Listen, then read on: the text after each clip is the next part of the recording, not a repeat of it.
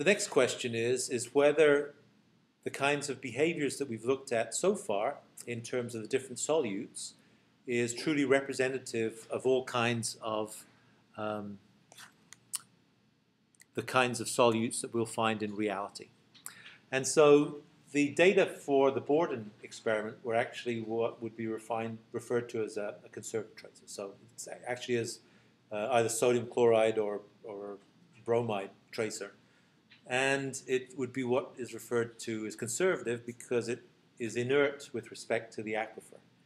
And so there are two kinds of tracers or contaminants that you can think of in terms of broad demarcations, and those are referred to as reactive or inert. That's one terminology, but a more usual terminology, the one we'll use in this class, which corresponds to that, would be non-conservative and conservative. And it's conservative in that it means that, not in a political sense, obviously, but in, actually, what does conservative mean? That's a good enough question. What does conservative, what would you think a conservative tracer would mean? Have you talked about it in 452 at all? Maybe, maybe not. I think it might be beyond that. Don't know. Go ahead, yeah. Just conservative, like not or conservative, not react. Not react. Yeah. So why do we call it conservative? Safe. Yeah, it could be safe, but no, not always. If you drink enough salt water, it won't be very good for you. Right, yeah, so yeah. What's the expression? Water all around us, but not a drop to drink. So I don't know who said that, but that's for people in lifeboats. Lots of water available, but drinking water not. So yeah, so if you drink enough salt water, it's not so good. Conservative. What is conserved? Like whatever you inject with the tracer, you get back out. Yeah, that's right. Yeah. So whatever you have, it's always conserved in the liquid phase, not on the solid. So it's not taken out on the solid. So that's the basic description of it. And so conservative tracers are conserved. They're not sorbed onto the surrounding material or don't react with it. And therefore, if you put a kilogram into a porous medium, there'll be a kilogram in solution there in a day's time, a year's time, 10 years' time, etc. It's not the case if it's non-conservative. And so what we can do is we can define these behaviors in terms of retardation and attenuation. And so what we can do is we can use the analysis that we've talked about so far to be able to understand behaviors when the solutes aren't conserved. And so these apply to a bunch of different situations. The one that we'll really talk about, there could be reactions between the media you have with the solute that you have dissolved in water and the solid media. There could be reactions with other components in solution. It could be things like acid mine drainage, where it comes from pyrite, iron disulfide, and reacts with limestone or not, and gets iron void precipitates. Could be a whole bunch of different mechanisms going on, but the one that we'll restrict ourselves to in this class, which can also be used to apply to these other systems, is the idea of adsorption. So in other words, it satisfies what we want to be able to do, and that is the fact that if you put a kilogram of this in the porous medium that you have, if some of it gets removed either by reaction with the solid, reaction with other components in the fluid phase, or by being sorbed onto the solid, the net result is the same, and that is that no longer is there a kilogram of it there anymore.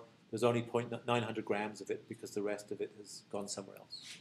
And if we accommodate that behavior, then we can then use the same kind of tools that we've developed so far to be able to, for instance, be able to figure out exactly what our end result is this. We want to be able to figure out exactly what the behavior will be in our system if we have, instead of a conservative solute, we have a non-conservative solute. And so this expression that we developed already is only for conservative solutes.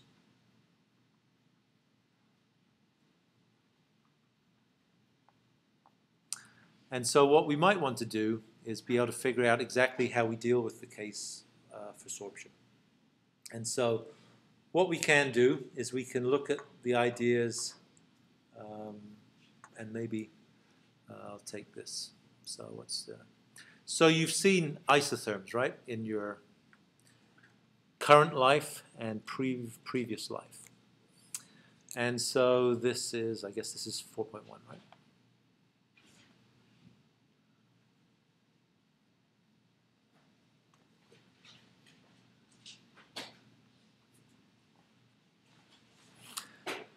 And so what we're going to restrict ourselves to is, I guess, is sorption. So how do you measure a sorption isotherm? How do you do that in the systems that we're dealing with? Have you done that in any of your class? Do you do that in your, for the environmental systems engineers? Do you ever do that in your lab classes that Mark Klima runs in Thaddeus's class? Absorption and absorption. Sorry? Absorption and absorption. Both or just one? Both, okay. So, and how do they differ? Excellent. Well, absorption is where it just goes onto the surface. Yeah. Where absorption. Fantastic. Fantastic. You might get out early today, but oh no, well, I don't think so. We're not going to get that. So, yeah, good, bit of humor. So how do you measure? So physically, what does sorption mean? How would you measure? How do you measure? Isotherms? Yeah, isotherms.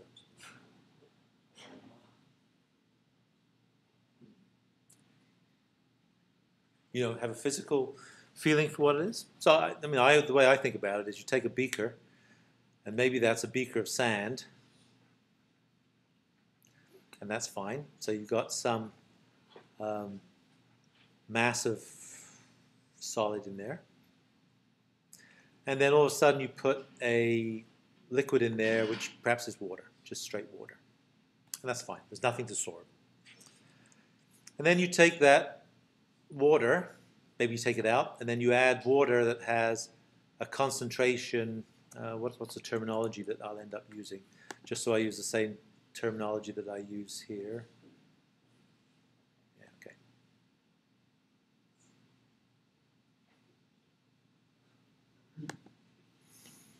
So you take and you add water plus some kind of concentration,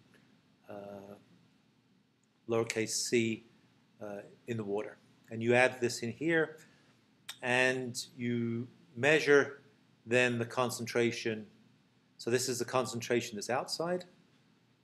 This is the concentration that's inside. I know you're hoping that I come up with some brilliant equation, but I'm not. All I'm going to suggest is that the concentration, what you measure inside, if it sorbs, has to be less, right? Because part of it's been taken out of the liquid, and it's been put on the solid, and therefore there's less mass in the liquid than there was, and therefore the concentration has gone down. So the concentration once it's in here is less than the concentration before you put it in here. And the reason is that some of that material has gone onto the solid, which is increased from 0, as this is decreased from the magnitude that it was when it went in. And so what you could do, very simplistically, but actually perfectly adequately for this explanation that we have here, and again, let me just see that I have the axes drawn in the same way, just so there's, yeah, C star. And so you plot the concentration on the solid versus the concentration in the water. Initial concentration, so I guess it would be what we call C out, for not a very good term. And so if you have a concentration in the fluid that you put in here, you put it in and you measure concentration in the solid, and you get a single data point. This is the first value of C star you measure, and this is C out. You don't care about this value, you just care what you put in. Then maybe you go to, you double this concentration. If you double this concentration, you go to this point here. you measure the concentration in the pore fluid. If you know the concentration in the pore fluid, you know how much has been taken out onto the solid, because those are the only two reservoirs, if you like, for it. And you have a value here, and you have this point. You do it again by tripling this, etc., and you basically end up with a graph that could be a straight line, or it might not be a straight line. And then, again, just so I know, so I get these the right way, KD is, yeah, okay, so just KD. So then you take this relationship, which you know, and you draw two similar triangles. You draw a similar triangle, which is C star, and you draw a similar triangle, which is the concentration in the water, and you draw a similar triangle, which if you keep on going up here, we just label as a unit length here, and what we'll call the distribution coefficient, KD. KD equals distribution coefficient.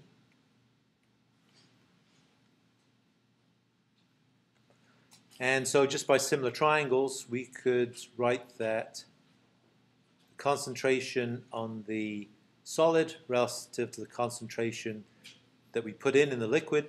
Actually, this isn't going to change very much. These are going to be very similar to each other, and this is going to be a small number. But anyway, the ratio between this and this has to be the same as the ratio between this and this, right? Just by similar triangles. And that's it. This is your isotherm. It's actually called a distribution coefficient, but it's basically an isotherm, which allows you merely to be able to relate the concentration that you have that's sorbed on the grains as a function of the concentration that is in the liquid. Nothing more than that. And so if you know that this concentration is 1 milligram per liter, then you could calculate, if you know what this parameter is, exactly what the amount that's sorbed onto the solid is. And so if you know what's sorbed onto the solid, then you know how much is taken out of the flow regime. And of course, when you're measuring the behavior down at your compliance point, you only care about the stuff that's present in the water, right? Because that's what you're about to drink. The stuff that's been sorbed onto the quartz that is upstream and hasn't got to you yet, you don't care about because it's still there. You might care about it if it gets washed off and desorbs and kind of juices up the stream again, but for now you don't care about that. So that's basically the idea of sorption isotherms and how they could be used. Let's kill this thing off because I think it's an important feature. Everything we talk about is important, but this is important and relatively straightforward. So the idea is that we'd like to be able to use this in some way to be able to use exactly these expressions that we've used for conservative tracers to be able to say what the behavior is if we don't have this ideal response. And so what we'd like to do then is be able to modify these expressions in a very straightforward way. And the most straightforward way is for us to come back and take our advection dispersion equation, which happens to be an accumulation term, the mechanical mixing or also molecular mixing term, and advection, which are the three parts that we've looked at so far. So we've only looked at these three parts. And we could add some extra terms that represent the new behavior that we want. And so without belaboring the point, the new behavior that we could have would be changes in concentration with time due to reactions. You know, if you have two different components within a fluid reacting with each other, their concentrations will change because A plus B might equal C, right? Because they change from one to another. And so you could imagine that even if it was static, if the two reactants make a new product, then certainly the reactants will disappear partly and the product will appear, and so their concentrations will change. But we're not talking about that, so we won't worry about that. But we are talking about sorption. And so if you look at the dimensions of this, what are the dimensions of each of these terms, right? We know they have to be the same as each other because we're adding them to each other or equating them to each other. We have to add apples to apples. So the units of this are going to be what? Concentration typically in mass per unit volume. And time. Right? So in other words, mass per unit volume per unit time. And so what does this mean? Well, it means something very straightforward. The volume, of course, is our control volume, which is our part of our aquifer, which is just this little differential volume that we have, which is, we'll call uppercase V. And the mass of solute that's changing in it occurs over some time. And so this is just kind of a source term. If the mass goes from 1 kilogram to 1.1 kilogram, then there's a mass concentration change has to occur because that material is in the water. And likewise, if it goes from 1 kilogram to 900 grams, then the concentration would go down by a concomitant amount. And so these are just a source term or a sink term. And so you can think of sorption just as a source term or a sink term, happens to be multiplied through by the volumetric moisture content. So if it's saturated, if saturation of water is equal to 1, then this term, of course, is equal to the porosity. I guess it says that here. This is the bulk density of the aquifer. So it's something like 1,500 to 2,500 kilograms per meter cubed, of that order, range. And this is the concentration on the solid and how it changes with time. But of course, the rest of this equation is written in terms of concentrations in the liquid part. And so we want to be able to figure out exactly how we could change that around. And so the one easy way we could do to change that around is we could just multiply this by change in concentration in the liquid part with time, right?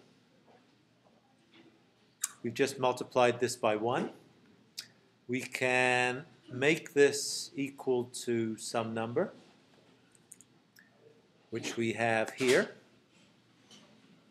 And hopefully this is equal to this, right? If you put derivatives on this. And so this term here is equal to our distribution coefficient, or our isotherm. And now it's written in terms of concentration, which is the same stuff that's in here. And so by rearranging this in some way, we could, for instance, take this term over to the left-hand side. And if you do that math, which isn't very hard, you'd end up with a term which looks like this. Times 1, which is this value here, obviously. And this term here is going to be what? Distribution coefficient times the bulk density divided by either the porosity or the volumetric moisture content. This is more general, I guess. And this term here equals, whatever is left on the right-hand side. So longitudinal dispersion, d2c dx squared, minus advective velocity times dc dx. So what we have is an expression where the only thing that's different from our previous expression is that this retardation factor, this whole term in brackets, is multiplying the left-hand side. And so what that means is that presumably we can use exactly the same advection dispersion equation we used before, but just by modifying it by this term. And so if we want to look at behaviors in these systems, then we can do it just by multiplying this equation by this. Or if we want to think about it, we can divide both sides through by, so this is, sorry, so this is what this new equation looks like. And so if we wanted to manipulate that, we could just divide both sides through by r, in which case this would now be just 1, right? And so what we have now is a new expression. It's also for non-conservative solutes. as well as conservative ones. If r is equal to 1, we get exactly the same expression we had before. But now there's this multiplier, or this numerator, that acts on dispersion and advective velocity. And so you could imagine that there's some very logical outcomes that come from merely dividing our... Good. Congratulations. So the next step I will compare the angle. Contaminant transport. We made the case that when you look at contaminant transport, it's controlled by the advection dispersion equation. If it was conservative transport, then all of the material that starts out in the liquid phase, dissolved in water, stays that way and ends up at some compliance point downstream at some time.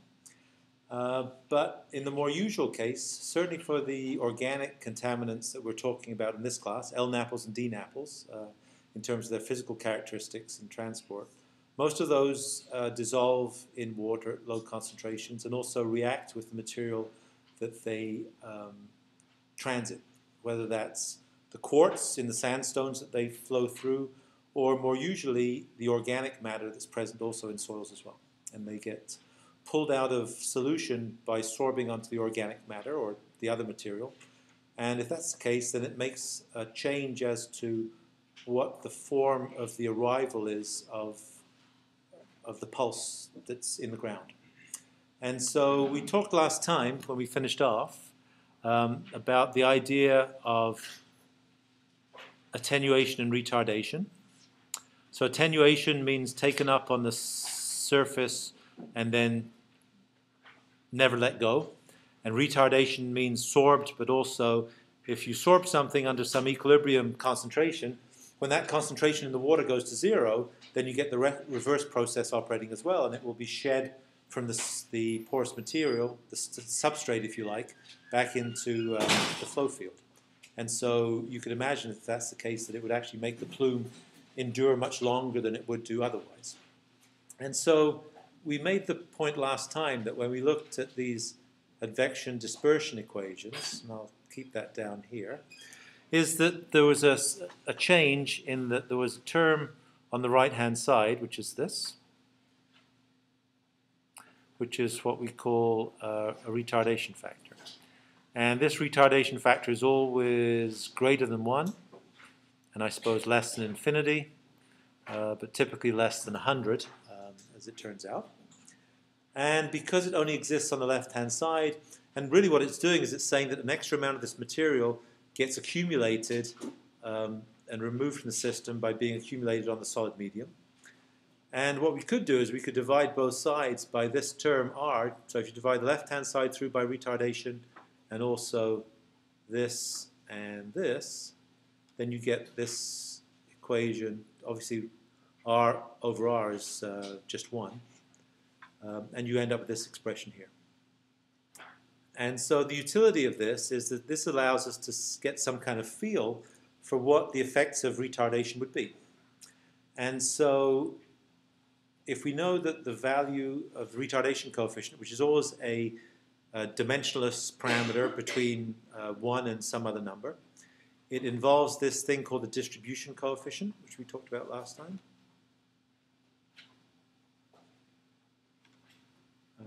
Which hopefully we can determine from some experiments. But since we know that the retardation is always greater than 1, then what it does is it basically, if it's conservative, then r is 1 and there's nothing different. But if it's non-conservative and r is greater than 1, then what it will do is it will reduce the diffusion coefficient, dispersion coefficient, and it will also effectively reduce the advective velocity. The advective velocity will still be the same velocity, but the effective advective velocity, I guess, is reduced. And so what you could imagine that that would do is that it would do something to the form of the plume. And this is quite important. And you could surmise, this is what I was going to ask you to do. What did I do? I don't know what I did. Why are these things next door to each other now? I don't quite understand that. Anyway, so it doesn't matter.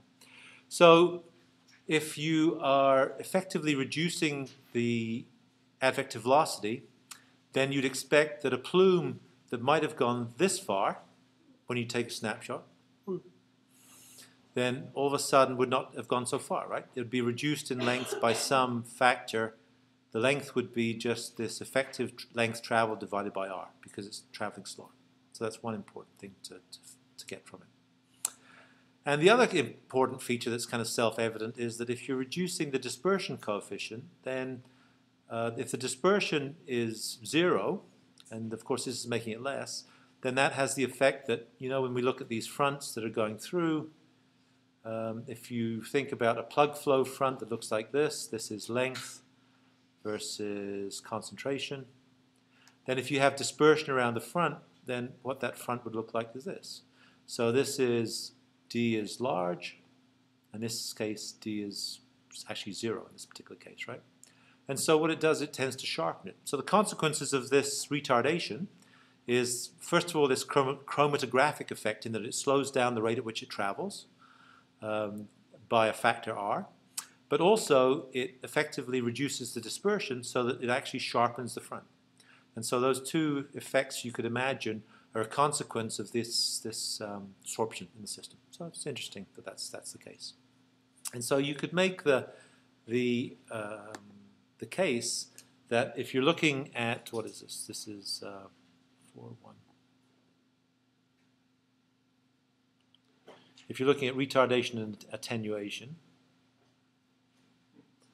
then what do you think the behavior would look like if you had, for instance, your usual piece of core, which we've been kind of looking at. The core represents our behavior at the upstream end and at our kind of compliance point downstream where we have our house.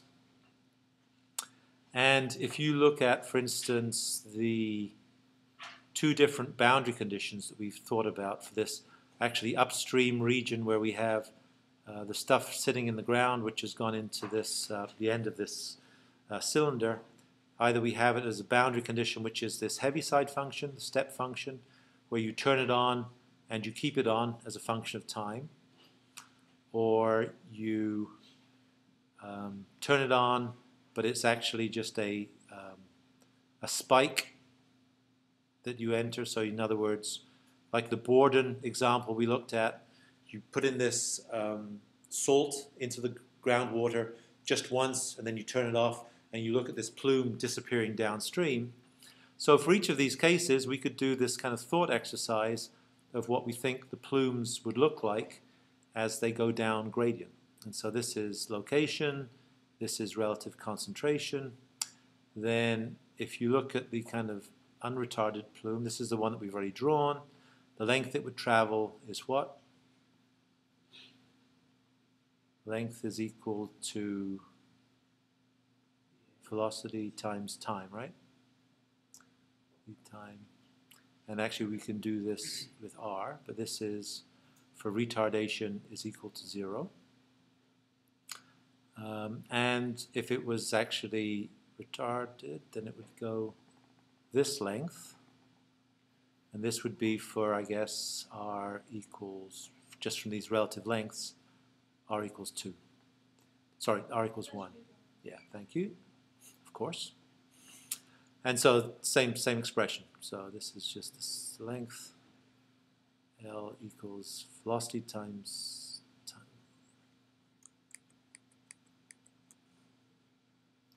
Velocity times time over r, but r is not equal to 1 anymore.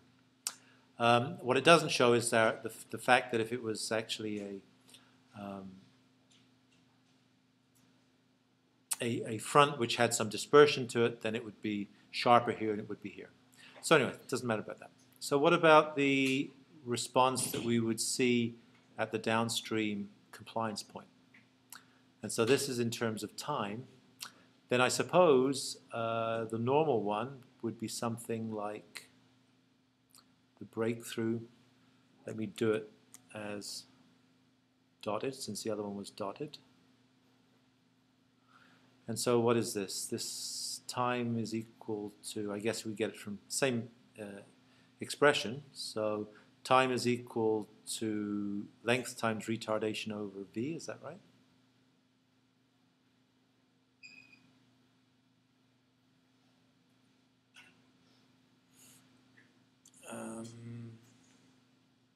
Yes, okay.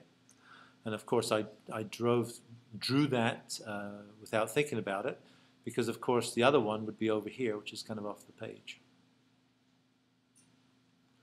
And this would be r equals 2, and this is r equals 1.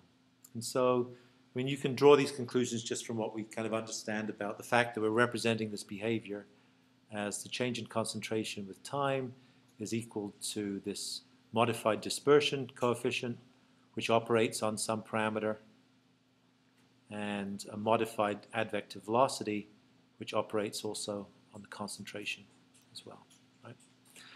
And so the other thing that we haven't mentioned is that if we had a whole bunch of different species in this, if you imagine you had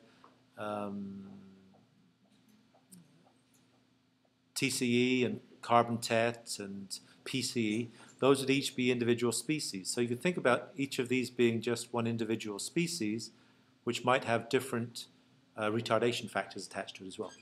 And so you could imagine that they might travel down gradient at different pace, and therefore there would be some chromatographic, almost like a chromatographic separation between the fronts. So you've probably done this high school experiment where you take filter paper and you put it into water with a dye in it, and you get these different colors separating out on the filter paper as a function of traveling further because they have different sorptive characteristics, which is basically what's going on. So it's exactly the same as happening in porous medium, where sorption onto the porous medium is the equivalent of sorption onto the filter paper.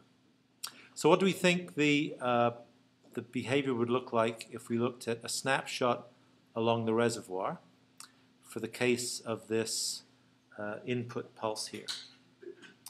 So for the case of an unretarded one, right, it might look something like this. And again, it would be the same ordinates as before, I think, right? Length traveled is velocity times time over retardation. I did it wrong again. And you can correct me if I'm wrong often. So what's it going to look like for the other case where r is not equal to 1? So r is equal to 1. In this case, dispersion is not equal to 0 in this particular case. So in this particular case, well, it would probably be something that would be here.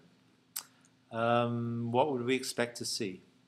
Well, we said that the influence of this dispersion is it makes the front sharper. And so if this is what it looks like here, then maybe it would look like something like this here. And I did two deliberate things. One is I made this peak less than this, and I made this thing sharper. And we can rationalize both of those things by thinking about these parameters, right? The distances traveled is less because, well, it's the same as the other case, right? It's equal to the same expression. And so we can rationalize that based on the advective flux. By the way, I mean, it follows the same rules as when we talked about the true expressions for how this stuff travels down gradient, right? And so we talked about it's not always the fact that this travels this length in a given time, right? The equations don't give that exactly, but that's good enough for us to think about this. But it's sharp because of this effect here, that it has, if you have a number here on the bottom which is r is greater than 1, r is 2 in this particular case, and again, the dispersion is not equal, is greater than 0. So it's sharp, but it's also, the peak is lower. And if you think about it, the peak has to be lower because if some of the stuff has been taken out of the flow field and stuffed onto the solid medium which is left in the aquifer, then it's no longer present within the plume anymore. And so the other thing that you'd expect, you'd probably expect this to be less. What almost certainly you'd expect is that the area under this curve, which kind of represents the mass that's present within the plume, should be less. And so if the sides are sharper, I suppose it could be the same concentration, but it typically would be less concentration. And so that's a consequence of the fact that you're physically removing dissolved components from the water that's in the system, and you're attaching them to the solid. And these are just the concentrations that are in the water, and so they're no longer in that. And what would we expect it to look like if you looked at the behavior as you went down gradient for the compliance point? Well, again, you'd expect it to kind of, this would be one of them, and it would look like this, I suppose. And the one over here, I think, would come through sharper, less high, and it would be tighter in terms of time. So I didn't put any axis on this. This is time. And so those things you should be able to rationalize. It's probably more important to rationalize that and get some feel for why that should be the case rather than to, well, you can certainly do the calculations as well to do it. But that's important to be able to get that. All right? So that is the components. We talked about that. So I don't know why these are all set up horizontally now, but that's kind of curious. So let's look at some cases where we might see something that would represent that. This is also from Fetter. So you can see this in Fetter if you so wish. I'm trying to get this so it's completely on my screen. And so we looked at this left-hand diagram already, right? This is for, actually, no, we didn't. We looked at an equivalent of this. But the case we looked at was for a conservative species. It was salts of some kind, sodium chloride. And also done in the cocktail that was put into the ground for the same experiment was carbon tetrachloride and tetrachloroethylene dissolved in water. Exactly the same experiment, but after 16 days, carbon tet distribution looked like this, and PC looked like this. And after almost 2 years, the distribution of carbon tet was here, and PCE was here. Same scales for both of these, traveling just as fast as the chloride from the sodium chloride was.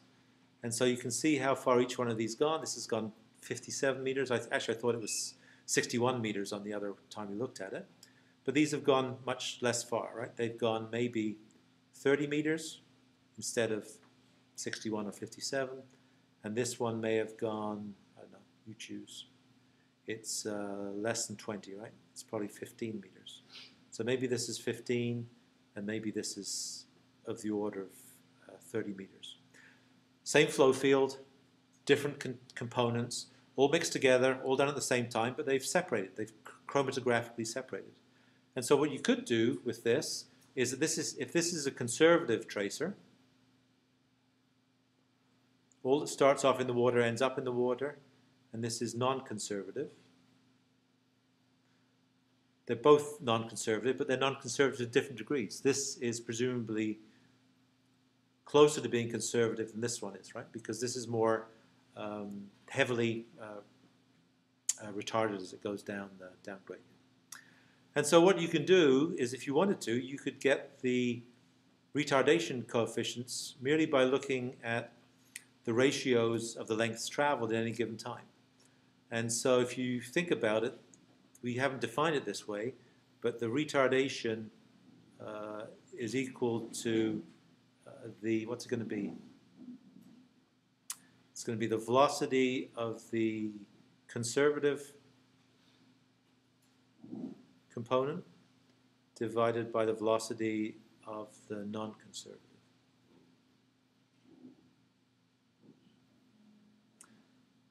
Or if you like, since the velocities, velocity times time is a length, right? Velocity times time equals a length. So in other words, this will be the length traveled by the conservative species divided by the length traveled by the non-conservative. Simple as that. And so in this case, for the retardation factor for carbon tet is just going to be equal to the ratio of these two lengths traveled in any given time. So it'll be 57 divided by whatever this is, 30. And I think I have better numbers for that here. I guess not quite, right? So 2.42. This is less than 2, but this is about 2, right? And the retardation for PCE is just going to be equal to 15 divided by 57, that order, which is about 4. And you have these numbers marked, perhaps more accurately down at the base based on calculating this. So the utility of that is that now all of a sudden we can say something about the retardation of these different species, which are different, obviously. And I suppose if we wanted to, we could use that to calculate what these distribution functions could be, or we could do it the other way around. Because we know that by definition, the retardation is equal to 1 plus the bulk density of the aquifer times the distribution coefficient divided by either the porosity or the volumetric moisture content. And so if you know this, and if you know this is maybe 1,500 kilograms per cubic meter, and you know that maybe the porosity is of the order of, I don't know, 20%, wouldn't be an unusual magnitude for this particular site, then it allows you to be able to calculate this distribution coefficient, which is kind of the fundamental property which we use to derive the system. So if you didn't have these field results and you wanted to calculate retardation factor, then if you measured this in the laboratory, you could use that to calculate this. If you have field data to define exactly what's going on, then you could use those field data to calculate this alternatively, which takes care of the scale effects. Yes, yes. Does that say 15 over 57 equals 4? Yeah, that's pretty good math, isn't it? Thank you. Yeah, it's the same as the other one, right? If I, there must be, yeah, it's upside down. Yeah, my mistake. So, thank you. And so you can do it either way. So if you have field results which say something like this, you can calculate distribution coefficient. If you have distribution coefficient which is measured in the lab, or you can estimate in some other way, then you can use that to calculate this retardation coefficient. And then, of course, you could predict exactly what this plume would look like as it evolved. You could do it using any of the equations that we've developed so far. All you would have to make sure that you did was to use equivalent properties in those expressions, which instead of being the dispersion coefficient and the advective velocity, they're the actual corrected magnitudes, which if retardation is 1, then they're not. So you can just go back through those and replace all those coefficients that you've seen in this just with the ratios of that. So in other words, in these expressions, yeah, this is the one we used most in most detail. So if you take this velocity and you divide it by retardation, if you take this dispersion coefficient and you divide by retardation, likewise, you'll see some of these cancel, obviously.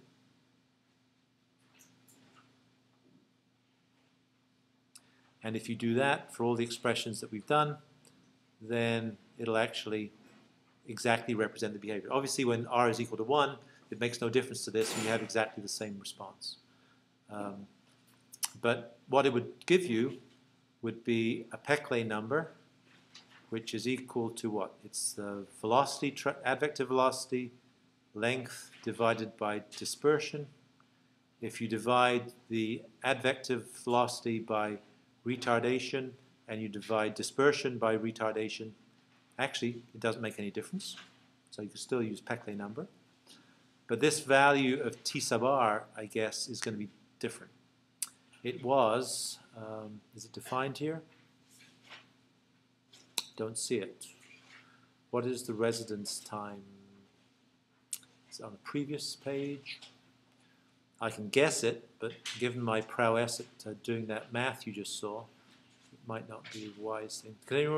Does anyone have marked on their stuff what the residence time distribution is? I think it's going to be time times velocity over length, I would guess, right? So length equals velocity times time, and therefore the one pore volume is when this is equal to 1, so that's right. If you divide the advective velocity through by r, then that's what the modified values of this is. So the Peclet number won't change. Peclet number will always be the same Peclet numbers we talked about, but the residence time distribution will be changed by a factor of 1 over r. Right? This is just 1 over r, just because it operates on advective velocity. And so you should be able to use any of these expressions that we talked about before to be able to calculate exactly what the plume looks like if you take this snapshot in the reservoir or aquifer at a given time, or what the residence time distribution is at the compliance point as this stuff drift past the well that you're sampling from. And so that's a pretty straightforward evolution of that. Okay, so back to this. Where are we? So all comes from just this observation that if we account for sorption, it modifies these coefficients. So also included in here, I guess it's, yeah, I know, yes, so it's this, isn't it?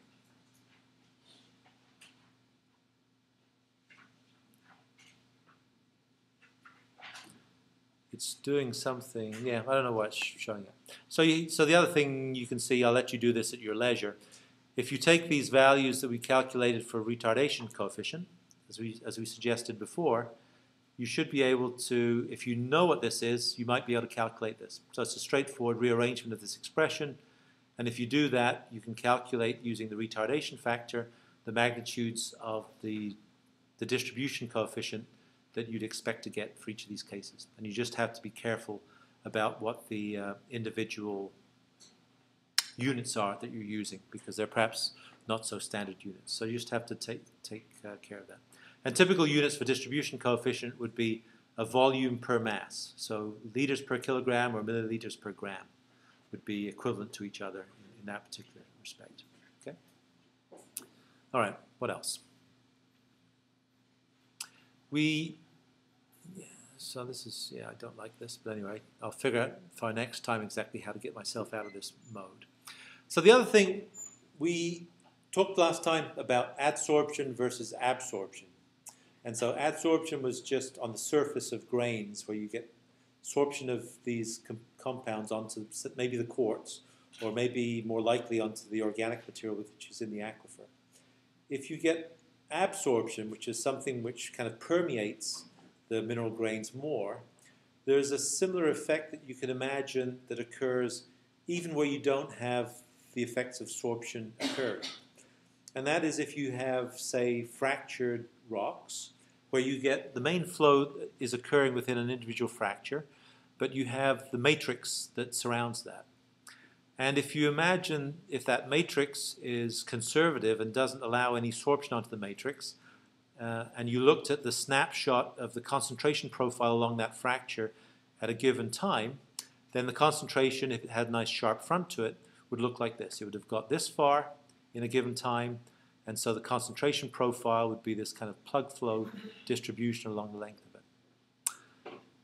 If you swapped out the porous medium that surrounds that, for instead of having it as an impermeable rock, but something that had some porosity, so that now the stuff that's going down gradient here can also mix and actually can diffuse in the pore space that is present within this, which is filled with water, then you'd expect that you'd lose some of the loading within the fracture. Some of the dissolved material would actually just diffuse into the porous matrix. And if it's diffused in the porous matrix, then it's no longer in the fracture, and you've lost mass, just like you have during sorption. So if you did a thought experiment to think about what the plume would look like, then you might think that it's not quite gone as far as in the other case, because it's actually had some of the concentration robbed from it. And also, as you get close to the tip of this, because it's being pulled into the matrix, not being sorbed, but it's mixing in the water, just like the ink in a beaker would slowly diffuse in the beaker, irrespective of no sorption acting in that particular case, is you're actually losing mass into the matrix, even though it's not being sorbed onto the solid material. It's still existing in the water pore space. And so you'd expect it to have gone less far, and also the concentration close to the front would be much lower than it would be in the case where you didn't have that happen. And then if on top of that now, you allow a portion of the stuff that is diffused into the matrix now to sorb onto the grains which are in the matrix, so it's actually removed from the flow field completely, then instead of going quite as far as it would have in the matrix, it's actually present in the water only a lesser distance, and ahead of that it's actually been attached, if you like, by sorption onto the matrix grains, and so there's even less of it actually in the water phase dissolved. And so it would have traveled even less far in this particular case, and it would also have this kind of distribution close to the tip, because you're actually removing it onto the matrix. And so you can see these effects not only where you have sorption, but also where you have diffusion into the water that's in the matrix as just a buffer, if you like, to stop it from going downstream. And so you can imagine that as being an important, it is an important feature where you have no sorption occurring at all, but you get sorption-like effects occurring because you're actually losing it into the matrix. So that's kind of what we needed to talk about the influences of attenuation and retardation into porous media. So the other very practical aspect of this that we should chat about is that when we want to be able to calculate the magnitudes of these retardation factors, you don't always have the luxury of having experiments that have been done in situ that allow you to be able to figure out exactly what the magnitudes of sorption should be. And so the other thing that we might like to be able to figure out is a priori estimates of what this KD value are. Because if we have this KD value, we can always use that to calculate exactly what the value of retardation is.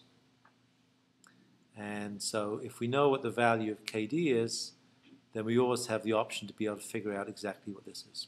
And if we know what this is, then we can know exactly how quickly this stuff would propagate through our aquifer and how quickly it would arrive at our compliance point, and exactly what the time history of that would be as well. So that's the next point, is to be able to figure out exactly how we might be able to estimate values of KD, which is not necessarily trivial, but it's made actually relatively easy for us in the cases where we're looking at these organic compounds.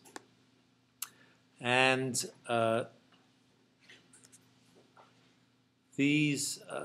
and it's made easy by the fact that all of these organics are relatively hydrophobic. They don't like being in water. They much rather be in something else.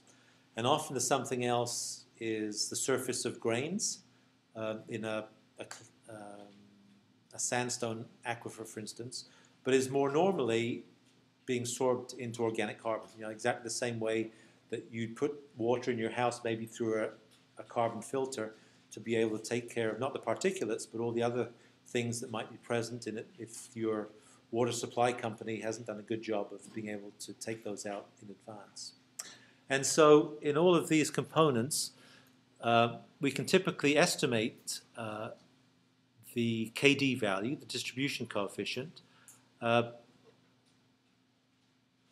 a couple of conditions. The first is that they have to be hydrophobic. They want to get out of water in the first place. And so that applies to almost all of these NAPLs that we're talking about once they're dissolved in water. And so that's the first requirement. The other requirement is that in our aquifer, we need to have a certain amount of carbon present. And the reason for that is that if we make the assumption that all the sorption that occurs in the aquifer is due to sorption into carbon, then if we know the amount of carbon and we know the affinity of that particular compound for the carbon, then we can use those two pieces of information to estimate KD. But if there's no carbon in our aquifer, and we're assuming that all of the sorption that occurs into carbon, then we don't have any way of being able to estimate the magnitude of that, because we'll come up with a sorption capacity for the aquifer of 0, because we can calculate how much goes onto carbon, but there's 0 carbon, and therefore it doesn't account for the amount of sorption that occurs onto the other material, which is typically less effective at sorbing material than carbon is, but it's not completely null, if you like. And so for this to work, we have to divide our aquifers into two potential cases. One where the fraction of organic carbon is greater than some amount, and this could be 1% or it could be 0.1%. I think let's take 0.1%. I mean, I think it's a gray area, but let's take 0.1%. And if we have more than that amount of organic carbon in the aquifer, then we can calculate the distribution coefficient just as an organic carbon partition coefficient, which is what this term is, multiplied by the fraction of organic carbon. And so if there's enough organic carbon in our aquifer, we can typically calculate organic carbon partition coefficient from using tables. And if we know the amount of carbon, we can multiply the two together, and magically we get Kd, which we can then use in the retardation coefficient. But the rub is, of course, if we have less than that organic carbon in the aquifer, then we can't use this nice simple way to do it. And if we use this to estimate Kd, we would massively underestimate the retardation. And we can rationalize exactly why that is as we go along, right? So there's these two conditions. So what we'll do is we'll take the first condition first and look at the cases where we can do that. Yeah, this is getting really painful. So I guess I quite haven't got, maybe painful for you, it's painful for me as well. Yeah, so, okay. So if we do have enough organic carbon that we satisfy that requirement, then the basic idea is that we want to calculate this parameter here. And we can do it in a couple of different ways. More than two, but two that we'll talk about. One is that if we know what the solubility of that particular compound is in water, we can use that to calculate the value of this parameter. And we'll do that. And the other one is if we know the octanol water partition coefficient, which is the affinity of octanol to solubilize or dissolve in water, which is another value we can look up in a table, we can use this also to be able to calculate what this is. So we can use either of these parameters to be able to figure out exactly what KOC is. So it's just a number. And if you look in Fetter, we'll just use Fetter's notes to do this. It's merely kind of a recipe that if you know what the octanol water partition coefficient is for a particular compound, if you multiply that by 0.63, all of a sudden you get this value. If you have this value, you have this. If you know that the organic carbon in your aquifer is, I was thinking 2%, but I wrote 5, is 2%, which is the same as 0.02 as a decimal. Then you multiply these things together, and you have this number. That's it. If you know what the organic carbon partition coefficient is from solubility data, then you can do the same thing. You have a number here. You have a fraction of organic carbon. The product of those just gives the Kd for your aquifer. It's nothing, absolutely nothing more than that. So what we'll do is we'll just go the kind of step-by-step process that they go through in Fetter to do that, just so you have a reference frame for being able to do that by each of these two methods. It's nothing more than that. It's just plug and chug. I think we do the first one first is solubility, and it's just this table here. It's a bit blurry, but it's actually quite blurry, isn't it? And so this is the deal. So you go to Fetter. I don't know if it's still table 3.5. This is from a previous edition. And you look for a relationship which allows you to define the organic carbon partition coefficient as a function of solubility. And there are a bunch of these different relationships. You just have to choose an appropriate one. And it's equal to 3.64 minus 0.55 times the log of the saturation. So you also have to remember that almost all the things that I do tend to not rely on particular units to be able to do this. This is an exception. If you don't use the right units for this, the prescribed units, you won't get the right answers. And so be aware of that. And so what you need to do is you need to select one of these expressions. And so in this case, take this value of log octanol organic carbon partition coefficient is equal to this expression here. You need a value for the solubility of the particular compound you're looking for. So if you take ethylbenzene in this particular example that they tabulate in Fetter, it's 140 milligrams per liter. And so the value of this is 140 milligrams per liter. If you take the log of 140, it's 2.15. You know it's bigger than 2 because log of 100 is 2 and log of 1,000 is 3, so you know it's somewhere in there. If you multiply 2.15 by 0.55, you get this, which is 2.46. If you want to get the values actually of the octanol organic carbon partition coefficient, you have to change it from the log to the actual magnitude. So you 10 to the x both sides, right? 10 to the x this side gives you KOC. 10 to the x this side gives you this. So 10 to the power 2.46 should be equal to 288 in this particular case. And if you have that, you have the organic carbon partition coefficient in liters per kilogram, which is 288. And if you want to use it in here, you have this value here. Actually, you have this here, right? And so this is 288. And whatever the units were, they were liters per kilogram.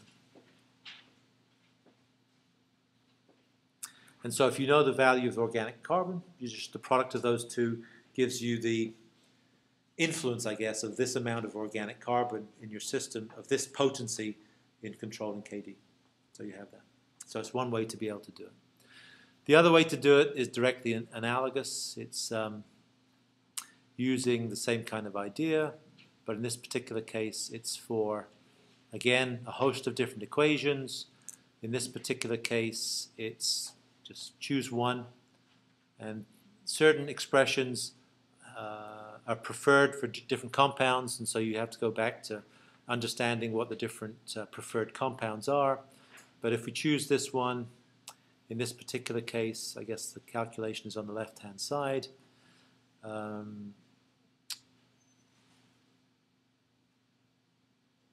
The value, yeah, what's what you need? What do we need? KW is equal to 0.63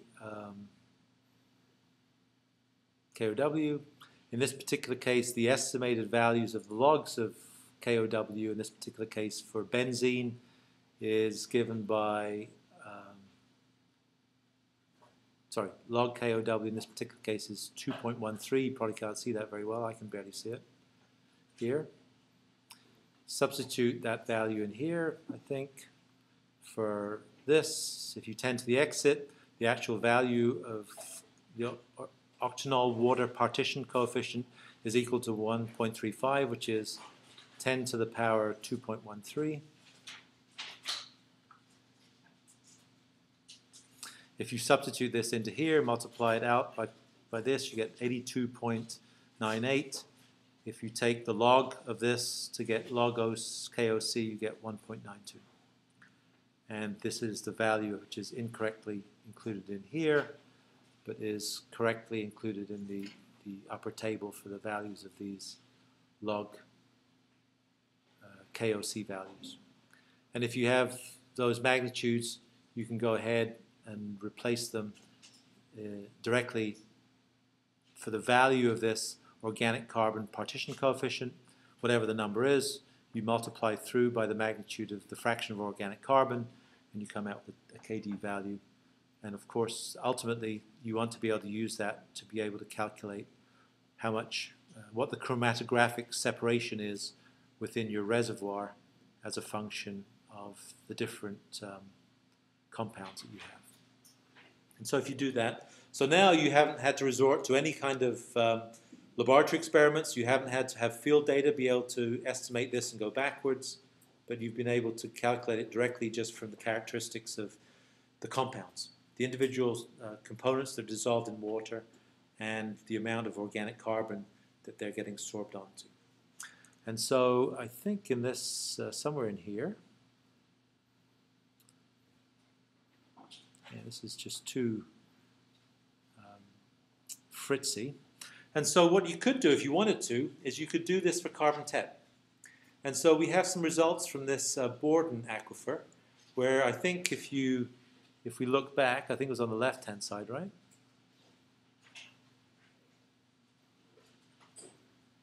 So if you remember, we had some estimates of retardation for the case where we had carbon tetrachloride, and the magnitude was about 2, right? Instead of being 61 or 57 versus 30, the ratio of those two is about 2. And so we had an estimate for that for retardation. So what if we do the calculations for carbon tetrachloride to be able to see if we can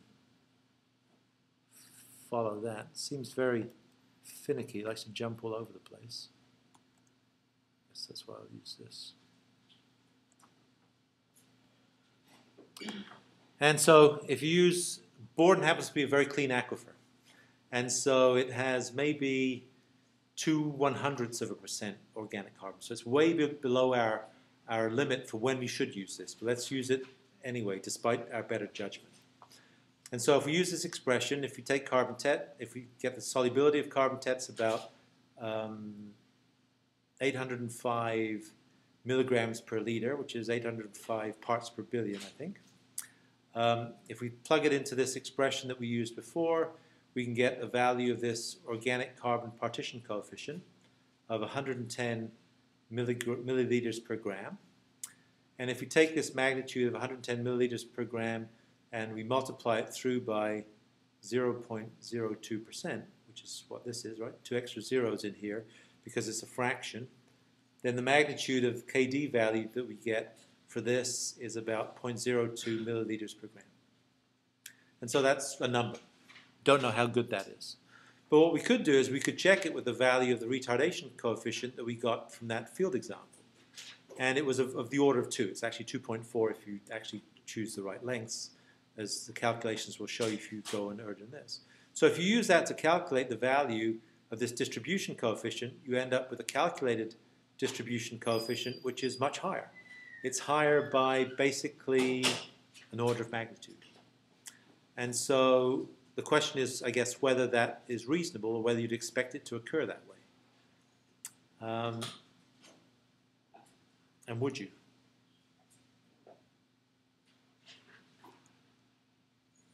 What would you expect it to be? Would you expect it to be lower or higher?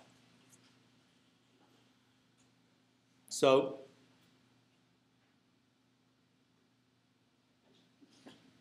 we've used an assumption that all of the sorption that occurs is due to organic carbon. But if there's no organic carbon in the aquifer, then this would predict that the distribution coefficient would be 0, right? If this value was 0. Whereby there's potentially other sources. So in the limit, I suppose, when the fraction of organic carbon in the aquifer goes down to 0, you'd expect the distribution coefficient to be 0. There'd be no sorption, and it would basically perform as a conservative solute in a conservative aquifer, and it would go much further. But what we've assumed in this particular case is that there is sorption, but the only sorption that occurs is in the organic content, which there isn't very much of, and there's no sorption on the solids. And so because there's very little organic carbon in it, the sorption effect is tiny, and therefore it's much less than actually occurs in reality. And the reason for that is that in the field case, it really has sorbed onto the solids, not on the organic carbon because there isn't any, but it's sorbed onto the grains of the quartz in the sand that it's flowed past, and therefore there is some sorption, and so the Kd value is finite and perhaps relatively big. If you do the calculation, assuming that the only sorption you get is on the organic carbon, and there's virtually no organic carbon in the system, then the value of the sorption potential for the aquifer you'd predict would be very small. In the limit, it would be 0. And so it would drastically underestimate the sorption that you get in the real case. And so it is the right way. And so that's exactly the kind of result that we'd expect. And in this particular case, it's off by a factor of 10. And actually, that's kind of interesting because actually this number here is below our lower limit of using. So we said that maybe we could use it if the organic fraction content is maybe 0.1. So 0.01, which is basically what this is a factor of 10 smaller than this. And actually it's interesting that the magnitude that we get for Kd is basically a factor of 10 smaller than this. And so it may well be that all of, actually it's not true what I was about to say. I was going to say actually it makes sense that it's a factor of 10 different, but what would that be suggesting?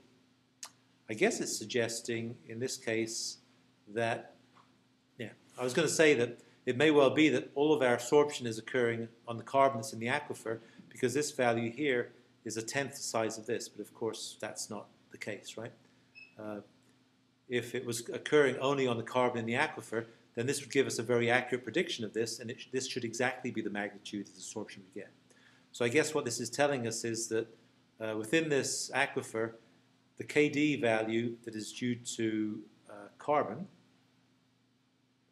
may be equal to 0.02, which is what we've calculated here, but it means that the distribution, the sorption that is due to, say, the quartz, is equal to 0.118, is it? So that together, these sum up to 0.02. So I think that's right. So beware. So the basic idea is that you can calculate what these distribution coefficients would be. It's a recipe to be able to do it based on the individual compounds, but you have to satisfy this basic requirement, and that is this. And if you don't satisfy this basic requirement, you probably can't do it. And you should be aware that if you do it using that, then you'd get a drastic underestimate of the value of the retardation, which you may or may not want. Okay? Yeah, this is really, maybe it's annoying you, it's annoying me as well, certainly the fact that it flips all over the place. Okay? So what else? So the other thing that you can look at, and this is not a very clear figure, but it's useful for us to look at. And so these are just lists, it's very blurred, but you get, if I point out, these are a bunch of different hazardous waste sites around the country and in North America, actually. Maybe you can't read it very well. These are values of retardation factor as a function of a variety of different compounds. And you can see that the magnitudes of these vary. This is, if you can't read it, this is 12, this is 33, this is 1.6, this is 23. So you see that the magnitudes of these retardation factors can actually be pretty big. So not just the 2s and the 4s that we looked at, but maybe an order of magnitude larger than that. And so the consequences of that is that this is traveling down gradient within your aquifer 23 times faster than it would be if it was a conservative solute. And so it will arrive 20 times later than if it was a conservative solute. And so these are actually significant magnitudes that come out. And so the issue of whether it's a conservative versus a non-conservative solute is quite an important factor if you're looking at its transit through your system. The other thing that we've alluded to is that all the compounds that we've talked about have been based on, So if we go back to these plan views and try and rationalize exactly what's here. So these plan views that we have for the different plumes, I guess this is the ensemble where we have, so we have after 600 days, we have PCE, which is here, which is most heavily attenuated or retarded. Carbon tet, which is the next slowest, and then the one which is the conservative component, which has traveled furthest. So clearly, as I mentioned before, not clearly, but in this particular case, these were all introduced as some kind of cocktail, as an experiment. It wasn't a spill, it was just an experiment. They were all introduced at the same time. And so these compounds were actually competing with each other. And so they were competing with each other to actually get into solution. So the other thing is that we might typically have in any of these situations, you might have multi-components which are present as free product or dissolved products. And since all of our concentration versus distance plots, we've always used this term which is relative concentration, C over C0. In the limit, we'd always expect that our concentration would be relative to the maximum concentration that we'd have. And the maximum concentration would be the solubility of that particular compound in water as a free species on its own, without competing with any other components. But the other question we have to ask is if you have, say, three different components, chloride, carbon tet, and PCE, as we did in this particular case for Borden, what would be the magnitude of the solubility which would be present here, which instead of being the pure phase solubility, where you have carbon tet in water on its own, you have carbon tet plus PCE plus chloride all in water together and trying to reach some appropriate solubility. Will it be as high as the free phase solubility? So that's the other question that we have to answer. And I don't know whether you've covered that in other classes that you've had. You may have done. And this is, yeah, this one here. And the answer is the effective solubility is not the same. Not a very clear slide, but you can get the effective solubility by Raoult's law, right? I'm sure you've...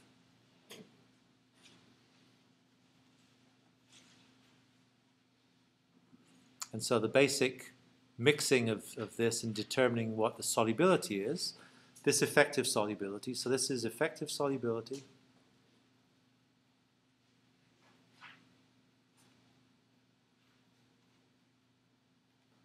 is equal to mole fraction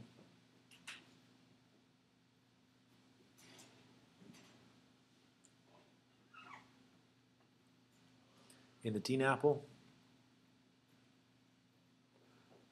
multiplied by free phase solubility. I guess pure phase it's written as here. I'm just reading what's here. So pure phase solubility.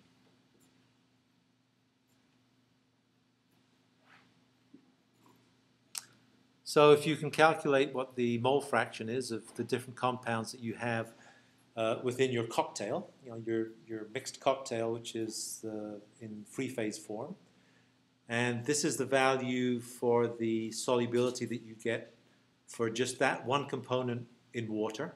It's dissolving in water to its maximum concentration, and you know what the mole fraction is, then you can calculate the effective solubility. And so this allows you then to be able to calculate what your relative concentration is, bless you, because you know your relative concentration will still be 1, right, when the maximum is reached, which is the same as, I guess, let me write that as max equals 1. And so the effective concentration in the source area can't be bigger than this effective solubility because that's the maximum concentration that it can get itself to by dissolving water, because it's competing with these other solutes for the attention of the solvent to be able to take it up, which of course the solvent in this particular case is water. And so the bottom of this page, I won't go through it, is if you can calculate exactly what the mole fractions are and you know what the free phase solubilities are, you can calculate what the effective solubilities are. And so this is actually the calculation for one of the examples that you'll do in your homework assignments for a mixture in a NAPL of TCE, TCB, and PCEs and mineral oils. And they're in this proportion by weight. If you know the formula weights of each of these components, you can calculate what the number of moles per 100 grams of the cocktail is. If you know what the number of moles per 100 grams is, then you can calculate the mole fraction. If you know the mole fraction, and if you know the free phase solubility of these, for TCE it's 1060 parts per million.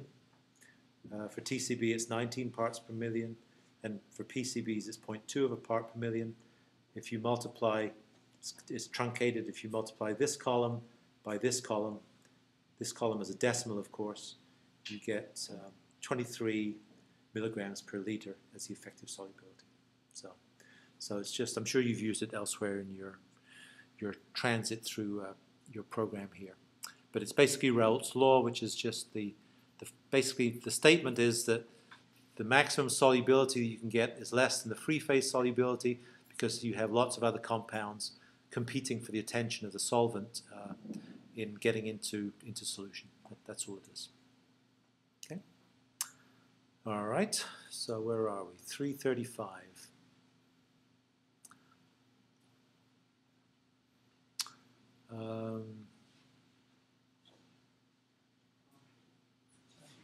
Time to go? No, it's almost time to go. Let's go then. Oh, come on. That would just be too kind. I don't know if I could find that in myself. You're a great guy. I know. I know it's true. That's true. I'm a great guy. Says, what was that? I'll give you chocolate. Give it chocolate. Yeah. I don't need chocolate, but I'm done as well. That's it. Free phase solid. The free phase solubility. Usually talking about this happening at concentration temperature. At temperature, it would define its own concentration, right? I mean, so it would be affected by temperature.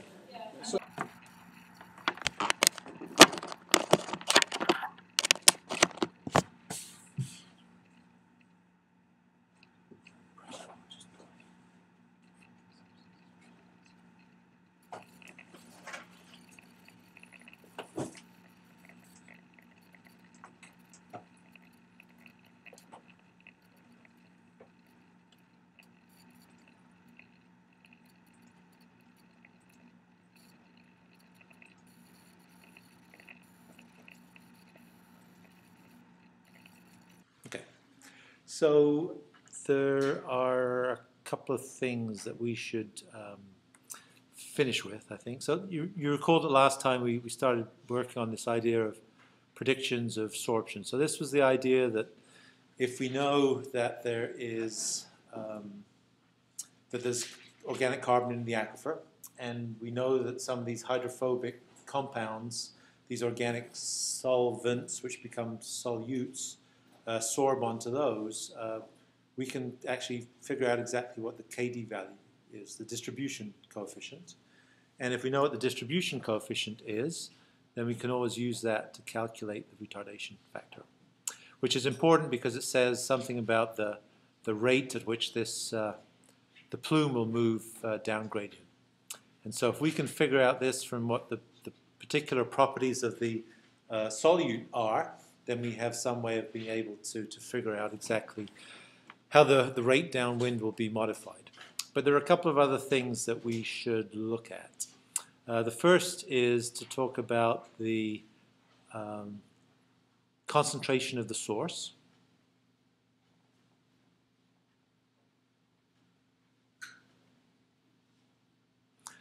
And that's important because if you remember when we look at these concentration versus location diagrams, that we've seen many of these, that we use this idea of a relative concentration, C over C0. And so the question is, this is the source concentration, and so we want to know exactly what that magnitude would be. So that's one thing that we should spend some time chatting about. And the second is to talk about, just close up and talk about the mass in place. And so in other words, if you have a plume and you know what the concentrations are, is it possible for us to be able to figure out exactly how much is contributed to that and how much is present within the plume just for our own edification, but also to be able to figure out exactly how much would have to be cleaned up, for instance. And so those are the two things that we have left to chat about in this. Okay, so I'm spinning through this, and so the first things first. Well, I guess this is motivated by a simple observation. And so this is one of Schwiler's experiments. So imagine you take an aquarium, and this aquarium happens to be, what's 23 centimeters? 23 centimeters is about 8 inches. So 8 inches high, 5 feet long, 1.5 feet wide, if you don't like metric. You fill it up with sand. You place TC in the bottom as if it would just fall through here and come to rest at this capillary barrier, which of course is the bottom of the tank. And then you flow water through from one side to the other. And you can flow it through, so it goes through about 1 meter a day. And so in other words, the residence time would just be 1.5 days for that particular case, to this case where it'd be 10 days. So 1.5 days to 10 days are the actual times that it would reside in the tank before it passes out. Of course, it's not flowed into the tank, stagnant, then flows out, but it's continuously moving across. And if you look at the concentrations as it comes out, you see that they're of the order of 90 milligrams per liter. They come out. The solubility of TCE, which is what was in the pool here, is of the order of 1,000 milligrams per liter. And so it's maybe an order of magnitude larger than it's coming out. And so the time in which it has contact with the water which is flowing past it, so you can imagine that the water comes in here and it goes around it in some way and comes out the other side. So this stuff has to physically mix in some way, not in terms of free product, but the stuff that dissolves here and that is present kind of in a very thin layer will get swept away, and it will allow more stuff to diffuse away from it. And so the mechanism by which that happens has some intrinsic rate effects to it. It's not kinetics in any way, but it's like kinetics because it has to physically diffuse into this flow field, and then once it's in this flow field, be carried downstream. And so that's why when you look at these concentrations and you look at the larger flow velocities, the trend is that the concentration at the outlet is reduced. And so there's clearly a contact length of time that has some influence of this. And these concentrations are actually of the order of 10% or a little less than the actual magnitudes of the maximum concentration that could be present in place. And so that observation motivates us to be able to say something, if we can, about what we expect this concentration would be upstream, because of course this, in all the systems we've looked at, I've drawn this little picture of our core and our compliance point and our distribution of this lens component.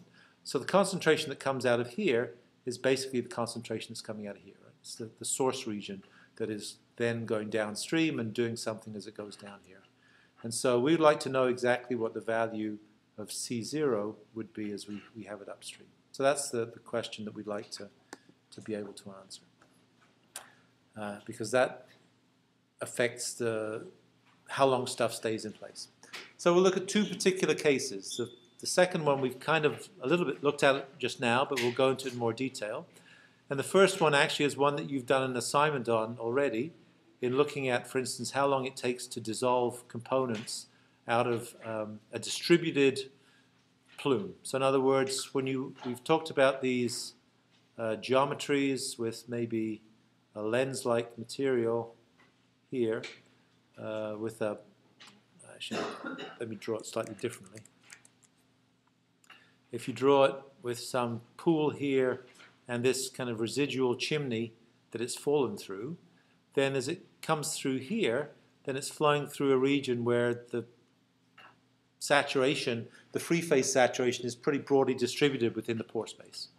And so you can imagine that if you had a brick that just had this stuff uniformly distributed, partially occluding the pores, then this would be this distributed distribution of NAPL as free phase in one case. And the other case is right at the base of here, you have water flowing over the top of here, and you have a slightly different geometry, which is more akin to having this, if you imagine a frisbee that's present within the ground that happens to be TCE or some other solvent, then the water flowing past this is what gives it, defines the rate at which stuff will come out in dissolution. And so the question is, how long will this take to be removed? And you've already done an example. Of course, the time it takes depends on how much stuff is present in this little box relatively to how quickly you remove it. You've already done the calculations. If you know what the mass is, I guess what would the mass be? The mass would be the volume of the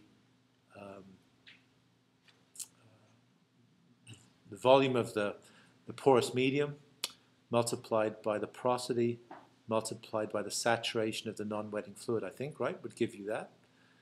This is the volume of the pore space. Saturation of the pore space would give you the volume of the component. And I guess if you multiplied by the density of the non-wetting fluid, you'd have the mass that's present there. So you've already done that. And if you know the mass rate of removal, then the mass rate of removal is given by the Darcy velocity that goes through it, which is just the product of the advective velocity and the effective porosity. The Darcy velocity times the concentration together give you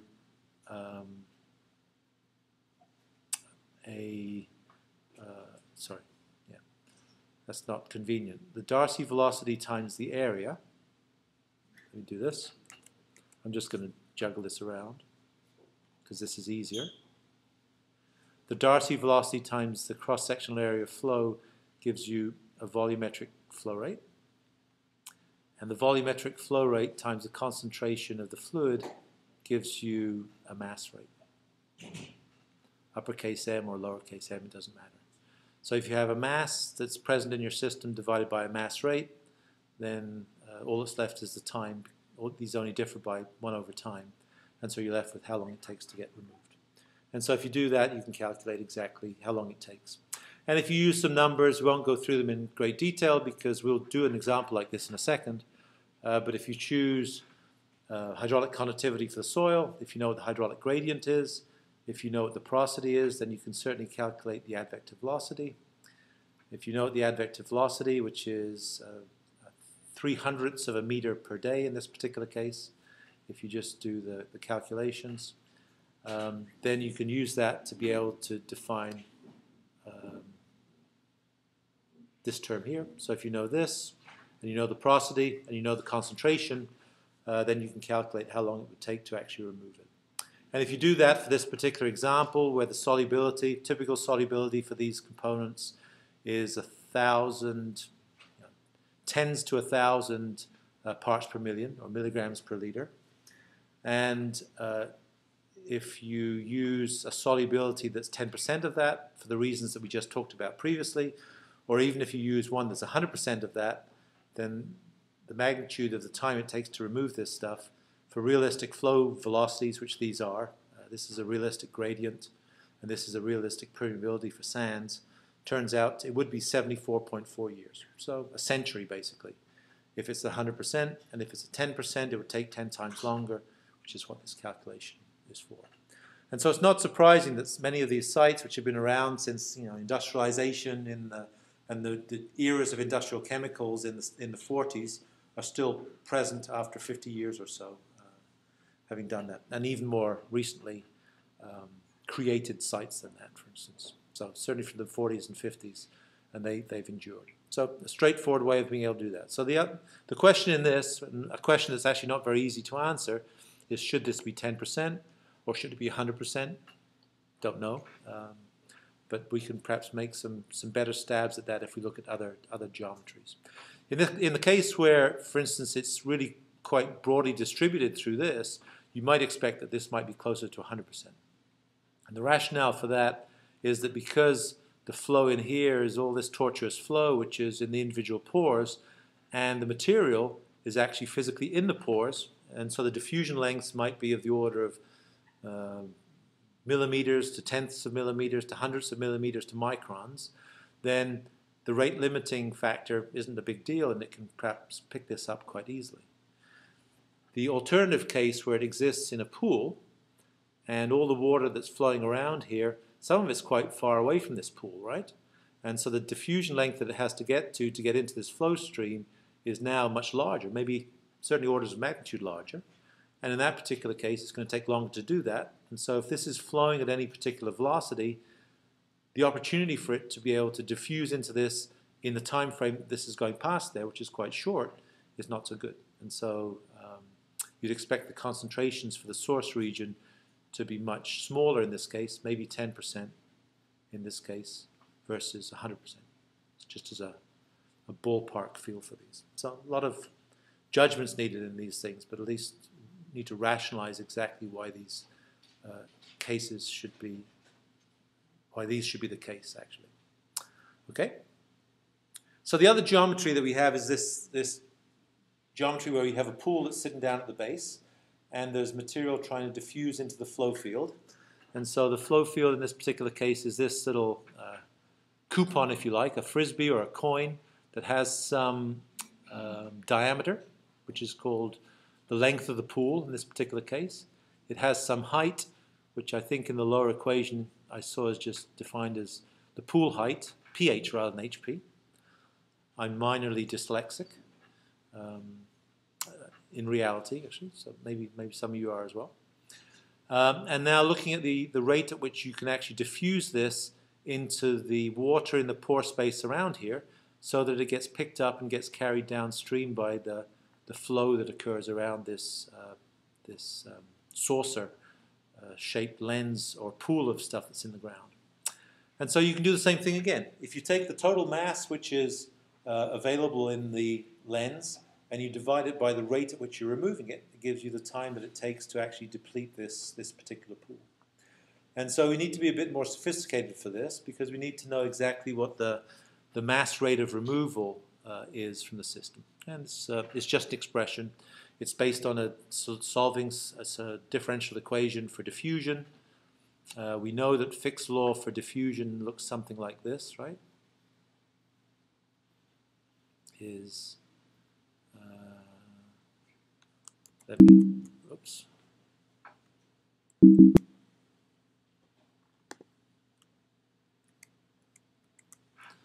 me write this. Diffusion coefficient multiplied by d2c dx squared. So in this particular case, this would be the x direction. So just solving this gives us this expression for the boundary conditions we have here. Nothing more than that. You don't need to know how to do it. But it says that the mass removal rate per unit area, so it's per unit area of this,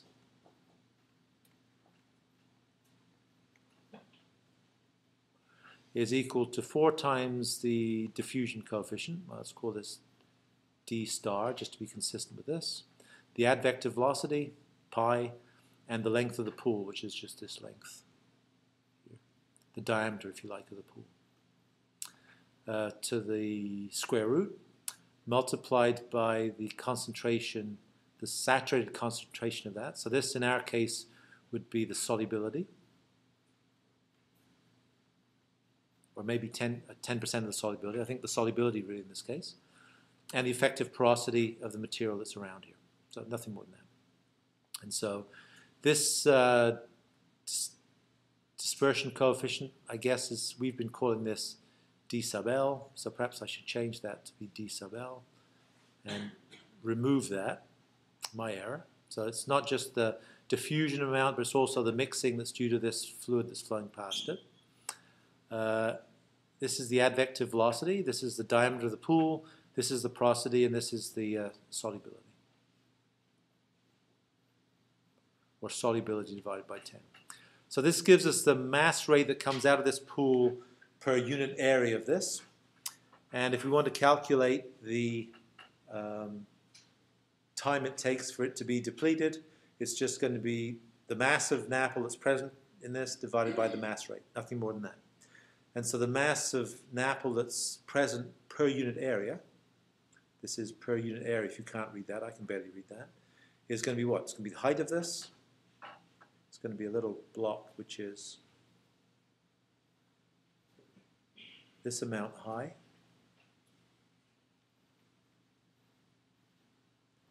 P sub h. This is going to be part of this much bigger kind of plug, right? This is just a unit area of that. And so the height of this multiplied by the porosity is going to give us the volume of pore space per unit. This is the volume of pore space per unit 1 by 1 plan view. The pore space multiplied by the saturation gives us the amount of NAPL that's present. And the amount of NAPL, the volume of NAPL multiplied by its density gives us the mass of that. So they're not too conveniently located for me to do this. I guess these two together gives, so this is volume of NAPL, and the volume of NAPL multiplied by the density, by the mass per unit volume is just gives you the density of this whole thing. And so the volume multiplied by the density gives you the mass. So this is mass time divided by mass removal rate, and it gives you the length of time it takes to remove it. And so it's nothing more than that. All that's different is that the rate at which you remove it from this particular case is different from the case that we did here, because here it's being driven by water flowing through here and picking up components as it goes down gradient. So again, it's just plug and chug. And so you can do the calculations for that. I'm not sure any of the assignments ask you to do that, but certainly you're able to do that. And so this, if you did the calculation, would give you some magnitude of the concentration that you'd get coming downstream, and it would be comparable, presumably, to these 10% concentrations that come out. So anyway, so at least you have some way of being able to calculate. The first of these things is in terms of the magnitudes of how long it's going to take to be able to remove this material. So that's the first of the things that we wanted to chat about today. So the second is to how we actually figure out the amount of material that we might have in place. And so on surface, it seems almost deceptively trivial to be able to do that, right? So we know that if, for instance, if we have a porous medium, and if we know the volume of that porous medium, and we only had a dissolved product,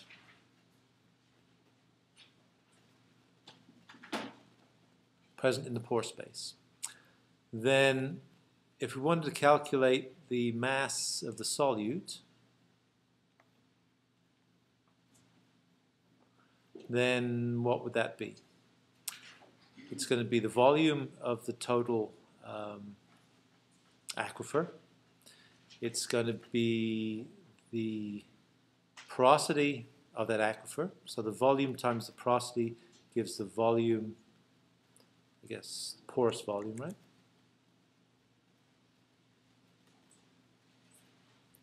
And then if you multiply that porous volume by the concentration of the solute, then that gives you the total mass. And so what that's doing is taking the total amount of material that's present in solution in the pore space to be able to give you the mass of solute. So if you know what the size of your plume is, you know what the average concentration is, you can immediately calculate how much mass you have in the system. But that's not the complete story, because we know that if our solutes are not conservative, you know, the case that we've been looking at in this particular case, is that we'd expect that a portion of it would be attached to the solid as well.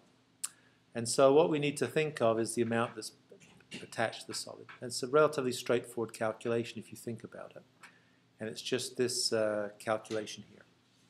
And so what we've just calculated now is the total mass of solute which we have in our system. And it's going to be given by the volume of the pore space multiplied by the concentration. And actually this is incorrect. Oh no, it is correct, because it's a concentration, right? And concentration is mass per unit volume of fluid in this particular case. And so altogether this is exactly the expression that we had previously. But what we're neglecting is the fact that we also have some sorbed onto the solid grains. And so if you washed out the contaminated water out of the aquifer and kept on flowing clean water, the water at your compliance point wouldn't stay clean, because it would actually reverse desorb the stuff that's actually attached to the grains or attached even to the carbon, and that would go back into the flow field because sorption is reversible. And so if that's the particular case, we need to account for the mass that's present on the solid as well. And so if you remember, the mass that's present on the solid is the concentration of the solid, the density of the aquifer, which is this term, and again just the volume of the plume, the volume that's completely encased in the plume. And so if we know what the concentration that's sorbed onto the grains is, then we can make a stab as to what this total amount that is placed within our damaged aquifer, if you like. But it's not very convenient to have this written as the solid concentration. It's easier if we can relate it to the aqueous concentration. And we know that the distribution coefficient, by definition, is just the ratio of these two things, right? The solid concentration divided by the fluid concentration. So remember we talked about the experiment. You take a piece of the aquifer, you dump some fluid at some concentration in it, and you measure the concentration that goes onto the solid. If you look at the ratios of those two, And you keep on doing that at different concentrations, and you just plot that as, what would it be? This is over 1. This is the solid concentration relative to the fluid concentration. And you get some points that define this curve. Then basically the slope of this curve, this is going to be KD. If this is 1, right? Just by looking at this, similar triangles. This and this are both on the same side. This and 1 are both on the same side as well. So it's just the slope of the isotherm. So it's this parameter that we've talked about already.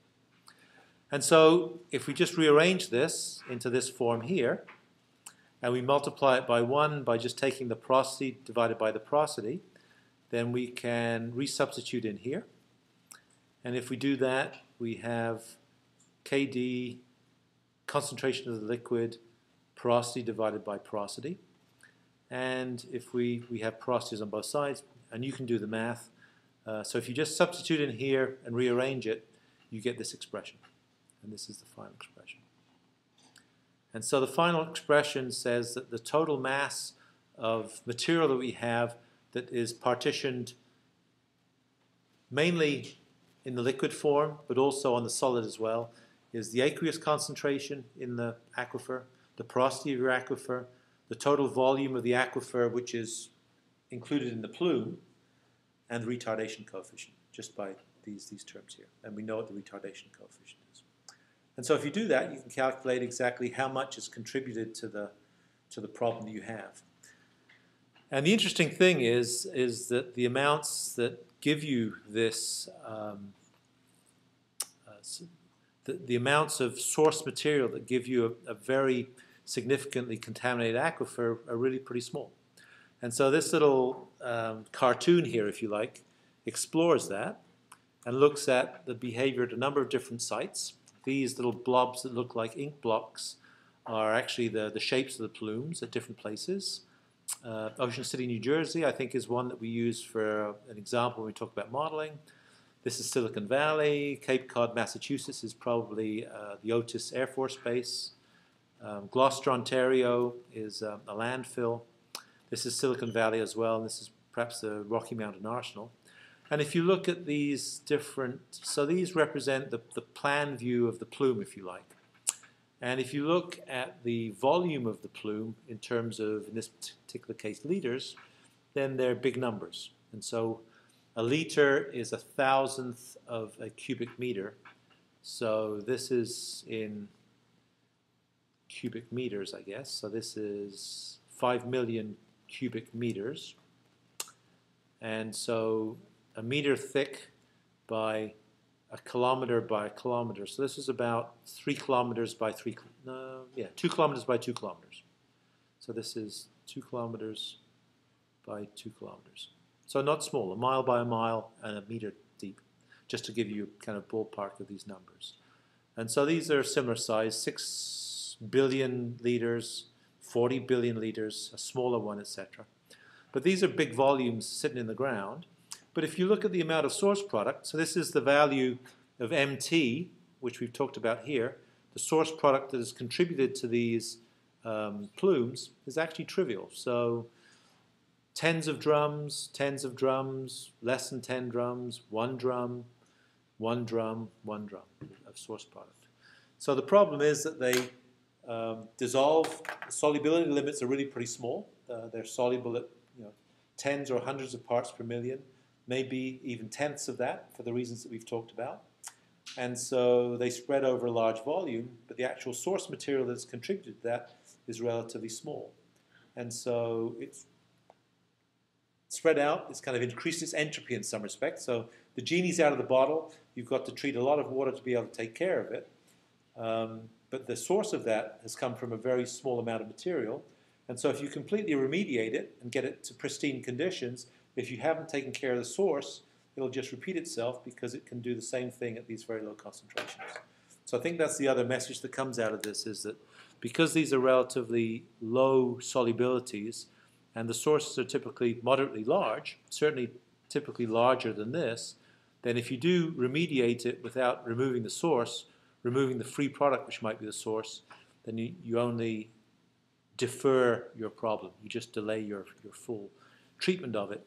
Maybe in the hope that natural attenuation takes care of it, or maybe in the hope that you go bankrupt and then don't have to deal with it, being on the cynical side. So that's the deal. So that's really all I wanted to chat about.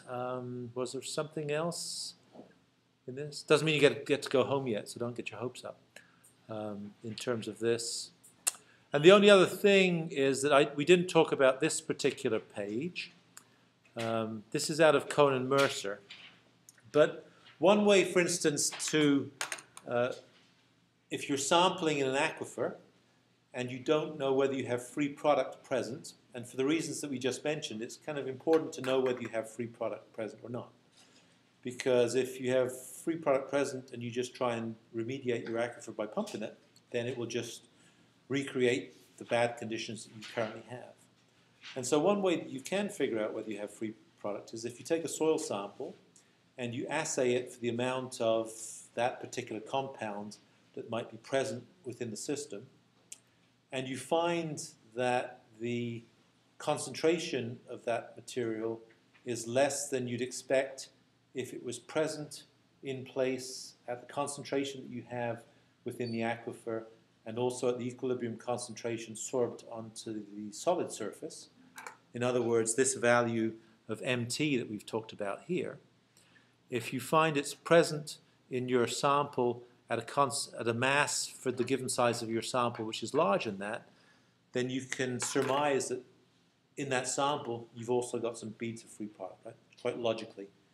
The only way that the magnitude of the concentration could be larger than that is if there's another phantom source that you don't know that isn't either dissolved in water at equilibrium concentration and isn't sorbed onto the solid media at equilibrium concentration. So there has to be another source, and the only feasible form of the other source is probably this free product. So that is that. So, are we recording? Hopefully. It only comes up when I do this. Okay. Yeah, we are recording. I don't know why I don't see it. Anyway, I'll deal with it later. All right, so that's that. Any questions? Okay, so what I thought we would do is we would pose a question in terms of an example, basically, that allows you to show your prowess at all the things that we've talked about so far. So this is what we'll do. So here's a bit of a contrived example, but allow you to actually think about this. And so I'll still do 41. So it's retardation and attenuation. And so I thought that one geometry that honors the kind of examples that we've done so far would be one that looks at, for instance,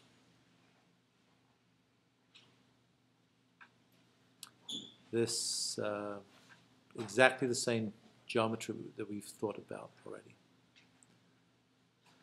And that is that you have some problem upstream.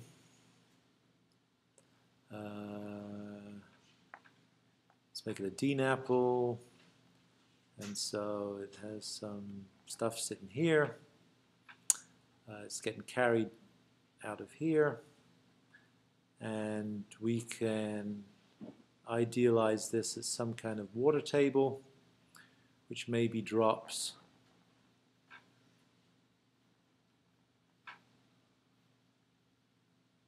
one meter. So I could ask you, I guess, what were the things that we would need to know?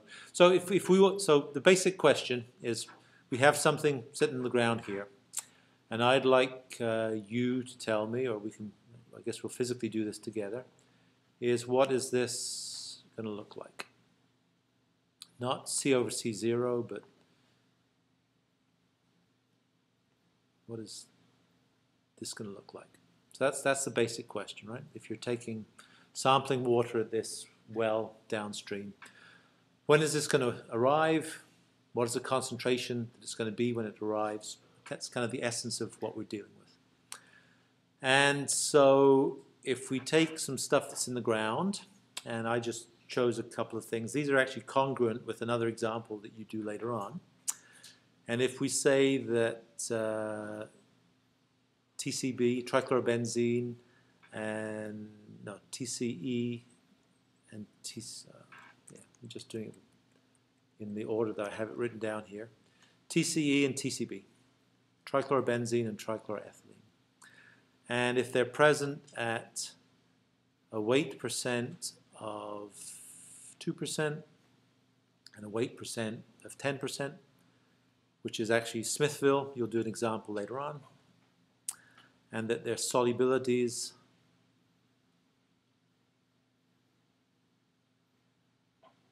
are something of the order of 1060 and 19 milligrams per liter of the typical solubilities. So in line with the kind of assignment you're doing now, you come to a site. Actually, it's somewhat humbling, right? You come to a site, it's just a field, you don't know what's there, so you drill a hole, you take some samples, you take those samples to figure out where the source area might be, and figure out exactly in terms of how you might want to deal with it. Is this simplified model that we have here. And so what would be the kinds of things that we would want to know to actually set up this problem? If you kind of know the geometry, right? So you know how far it is from this upstream location to where you're going to pick this stuff up. How would you be able to convert what you have there into figuring out what this this concentration versus time distribution would be? So how would you go about solving it? What would be the parameters that would control this? Yeah, go on. Yeah, sure. Porosity would be good. Okay. So let's say porosity. What's a reasonable number for porosity? It's a sand. All right. So it's a sand aquifer, sand silt aquifer. Any idea what reasonable numbers might be? Have you used some in the assignments? I can't remember. 2.5. Yeah. So I do 20% just because it's easy. 10% would actually be much easier, probably. Evan, you're going to say? Permeability. Okay. So let's say permeability, bless you, sand is 10 to the minus 5 meters a second. This is hydraulic conductivity rather than permeability. It's just easier in this case. What else? Anything else?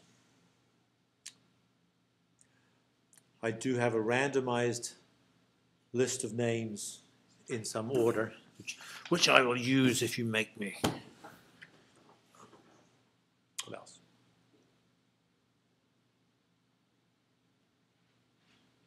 All right. What? Okay, yeah, shout. Like saturation. Saturation. Okay, good. That's 100% saturated. So we're below the water table. So saturation is 100%. Okay. So first assignment, maybe also, I guess it was the question too that you avoided doing, but you certainly know how to do it. You certainly know how to do the quick and dirty calculation, right, for when it will arrive at this place. What do you need to know? What are the properties that you need to know to get the quick and dirty conservative arrival time?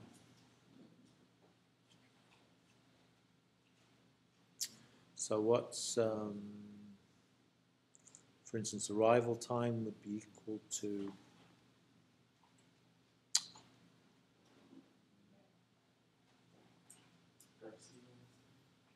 it would be Darcy velocity. So length divided by an advective velocity. Is that right? I think so, right? And advective velocity is equal to Darcy velocity divided by porosity, for sure. And so, can you get Darcy velocity from what you have? Yeah. Probably have enough there, right? So, certainly you can get advective velocity, which is equal to Darcy velocity divided by porosity. And what's Darcy velocity? What's Darcy's law? You guys, you're cut off. What's okay, very good. And so we certainly have that, right? So we have 10 to the minus 5 in meters a second. We have 1 meter. So I didn't say L, but I'm going to make this a kilometer. So we have 1 meter is the drop of the water table over that length. So 1 meter over kilometer is just, well, right out in longhand, I guess, 10 to the minus 3. And porosity, well, that's too difficult.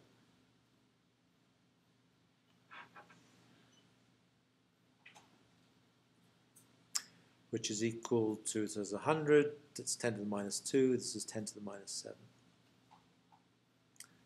Meters per second, which is advective velocity.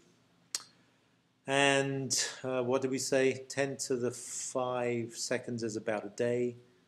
So, so it's about a centimeter a day, right? So 1 day is approximately, it's 80, does anyone know what it is? I think it's 86,700 seconds, which is about 10 to the 5. So 10 to the 5 seconds means that in a day it goes 10 to the minus 2 meters. So this is equals 10 to the minus 2 meters per day. Maybe, I don't know if it's going to be easier for us to do it in days or seconds, certainly. So it goes a centimeter a day, just to give you a ballpark. So to go a kilometer, to go a meter, it takes 100 days. To go a kilometer, it takes 1,000 hundredths. So that's 10 to the 5 days. 10 to the 5 days. 3 years is 1,000 days. So that's 100 years. A bit long, actually, but never mind. Doesn't matter. So if I'm doing my math right, you can tell me if I'm doing it wrong. So that's quite slow. So, but anyway, we'll work with that. What else? So that gives us the advective velocity. So that's at least part of our picture that we have. What do we want to do with this? So this is written in terms of, we've always looked at these in terms of maybe being able to define this not in terms of concentration versus time, but relative concentration versus what we call residence time, TR. And we had a bunch of curves which were functions, for instance, of Peckley number. And so what's the next step for now? So we're thinking, well, you might think that if this is really, so 1 centimeter a day, 1 meter every 100 days, and therefore a kilometer every 1,100 days, so 100,000 days, which is 10 to the 5th days. So it means it's going quite slowly. And so actually, would you expect it to be advective or diffusive? Diffusive, yeah. And why would you say that? Sorry? Low velocity? Okay, I can go for that. All right, so how do we, so, all right, so if it is mainly dispersive or diffusive, what would you expect then to the behavior for these two different geometries, TR of 1 versus something looks like this? Do you expect it to look like, the behavior to look like this or like the dotted line? Yeah, dotted line, I think, right? So we can't just use a simple supposition that this is the case, right? So we need to throw that away. Okay, so we need to do something a bit more sophisticated. So what is it that we need to do that's sophisticated? What's the best way to think of that? How would you approach it if you're thinking of it? Any thoughts?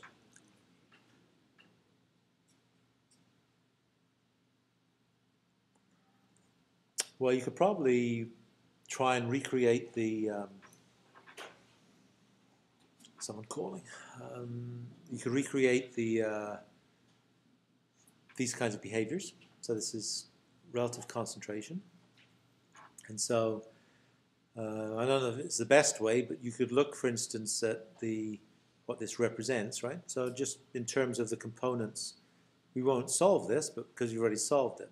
But we know that what is this? What are the terms that are applied on this advection dispersion equation? I won't fill them in. I'll let you tell me. What are the parameters that control these two terms? Right. This is accumulation. This is mechanical mixing and diffusion, and this is advection. So what are the terms that control each of these properties? That gives you at least a way of being able to rationalize exactly what information you need to also get to supplement the stuff that we have so far, which has been porosity, hydraulic permeability, the geometry of this. What else? What is the term that acts on the dispersion? DCA. And if it's non-conservative? And advective velocity? Okay. So those are the parameters that define these behaviors. And so I suppose we're going to have to figure out some magnitudes of what these would be.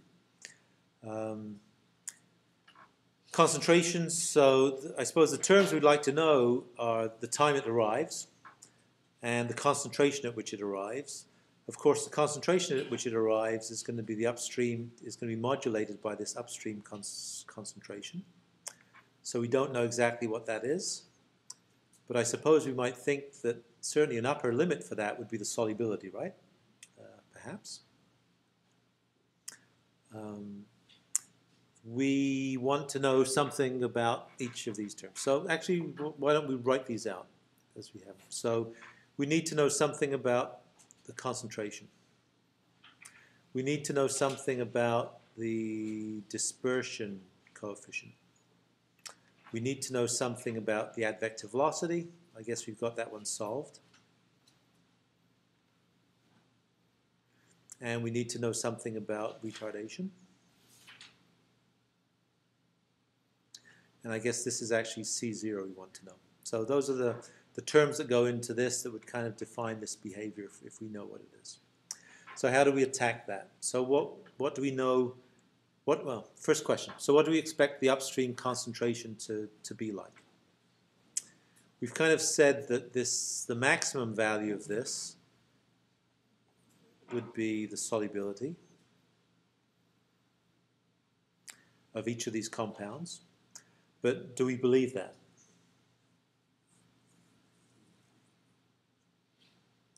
So what are the conditions when we think it could be the maximum value from what we looked at? Right? We looked at the Schwiler stuff, this stuff going through the aquarium, coming out the other side.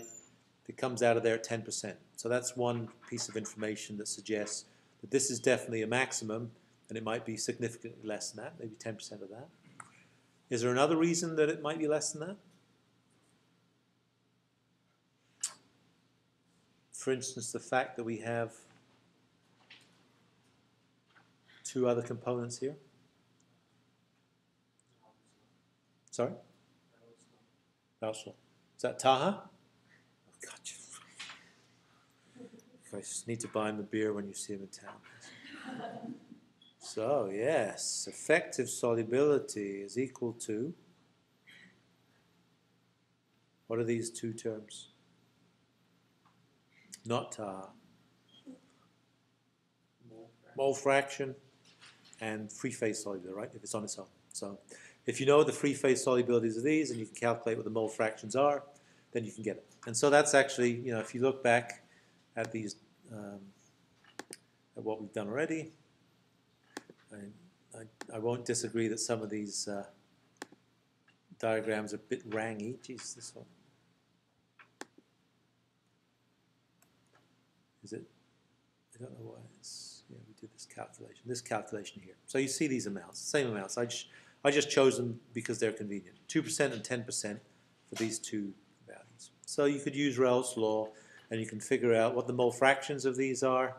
And if you know what the solubilities are, 10, 60, and 19, then the upstream C0 values that we were talking about would be 23 parts per million and 1.5 parts per million. And I didn't mention these other components that we have that make up the 100%. Right? So you need to be able to think about that. So that's one point. Okay, excellent. We're getting there. So what else? Dispersion coefficients are functions of two parts, right? Two mechanisms, two behaviors. And so what are those behaviors? Okay, so let's write them together. So mechanical part, which I think is what you're saying, and advective velocity, right? And what's the other one? Yeah, diffusion coefficient. And it's some effective diffusion. So what do we say? So we know this is not a very big number. If I did my math right. Did I do my math right, by the way? So this is 100. Yeah, I think I did. So this is 10 to the minus 7. What's that? Yeah, that's a good question. What's this number? Alpha L. So we said that surprisingly, this mechanical mixing number isn't really a material property. It doesn't matter whether it's a sand or a gravel or a shale. It actually scales with the opportunity that the plume has had to find all these really fast flow features which allow it to spread out. And so as the plume gets larger, the chance of it finding this really big fault for it to move along is much larger, and so it spreads out more as a result. And so this kind of scales, you'll remember this diagram that plotted, what was it? I think it was alpha L divided by basically L. And it was this kind of diagram that was the shotgun blast with a big range, lots of dots in here.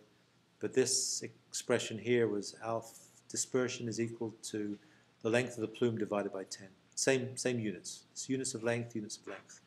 And so in this case, this is 100 meters. Because our plume length by the time it gets here is a kilometer. And times 10 to the minus 7. So this parameter is of the order of 10 to the minus 5. Oh, still big. Meters per second. Okay, well, actually, I was expecting to be something else. That's right, isn't it? So 10 to the minus 5 meters per second. What's the values of this? We talked about some. Don't expect you to remember. Does anyone remember them? 10 to the minus 5. Yeah, great. And units? Squared. Yeah. And this is meters squared a second, isn't it? Because meters per second, meters times meters per second. Yeah, so it's not actually dispersion dominated. So even though it may not conform to our Peclet number of infinity, it might be close to it. So that's useful to know. So what else?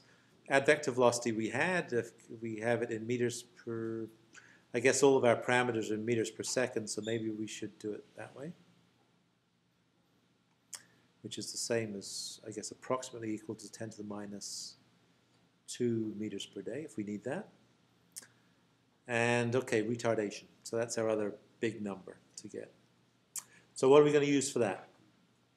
Do we have an expression that tells us retardation in terms of something that we can use here? Sorry? We need the density. Yeah, The right. porosity, You're already ahead of us, all right. and the KD. All right. Porous, fantastic. So porosity we've got. Density, haven't defined, but density is of the order of 1,500 to 2,500, probably at the lower end of that, kilograms per cubic meter.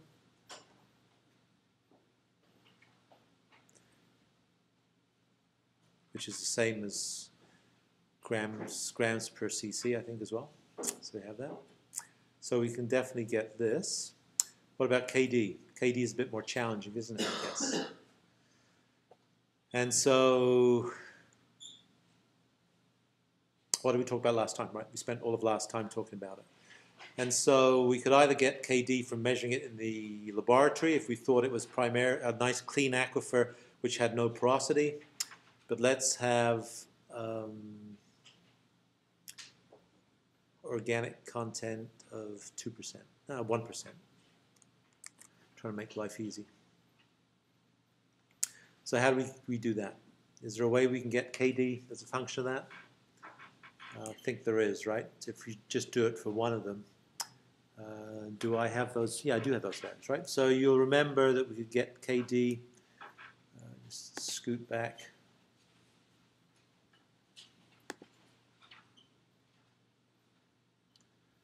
This is probably, yeah, okay. So we identified a bunch of expressions. This was just one of them. So presumably we could throw a number in here. What do we say for TCE? We had, it was 1100 ppm, which is milligrams per liter. And so this is 805. Well, to me that looks the same. So I'm not going to do the math, but you could do the math if you want. So it comes out that this organic carbon partition coefficient is of the order of 100 milliliters per gram. And if we multiply that for our particular case by 1%, then it's about 10. So in other words, KD is equal to FOC times KOC. Pardon the acronym, not acronym. 0.01 times 100 is equal to, yeah, that's wrong. It's 1, isn't it? Not 100. So 1 milliliter per gram. So we have a number we can use. So we can get a rough number for this. How are we doing for time? Still got plenty of time. So 1 milliliter per gram goes in here. So we think KD is approximately 1 milliliter per gram, which is equal to 1 liter per kilogram for water, right? And this is for TCE. And so if we use that, what else do we have? We have, what's the density if we write it in those terms? So a cubic meter is how many liters? 1,000, right? So this is 1,500 kilograms per meter cubed, and 1 meter cubed is equal to 1,000 liters. So can we just divide that by 1,000? So that's equal to 1.5 kilograms per liter.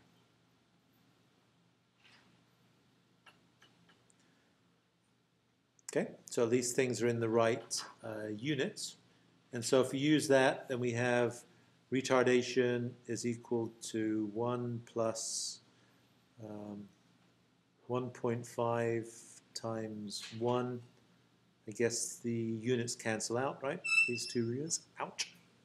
Divided by porosity, which is 0.1, which is equal to 1.5 times 10, which is 16. Yeah, already ahead of me.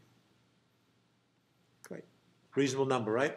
Does it make sense? Well, kind of. We talked about some of these numbers last time as to at least what ballpark they might be. And it's a lousy slide, but 5s and 30s and 1s. So at least it's a reasonable number. So that makes some reasonable sense.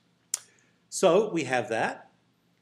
So now what we need to do is we have everything, I think, to be able to figure out exactly what the this kind of picture would look like for our residence time distribution.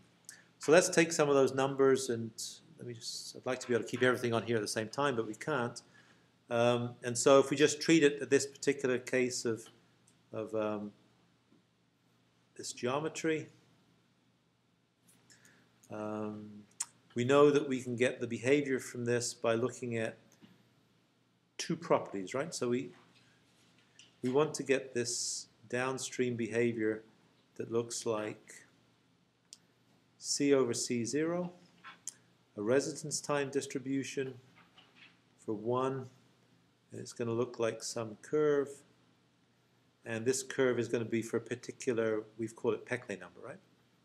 And so we'd like to be able to draw this curve. So I guess if we know something about what the values for this would be, what the appropriate numbers for this would be, and what the reasonable numbers for relative concentrations would be, then we have a stab at being able to do that. That's really what we're trying to do.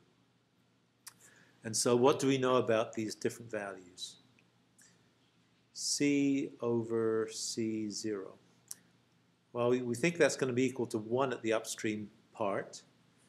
But if we want to know what the real concentrations are, we want to know what this effective concentration is.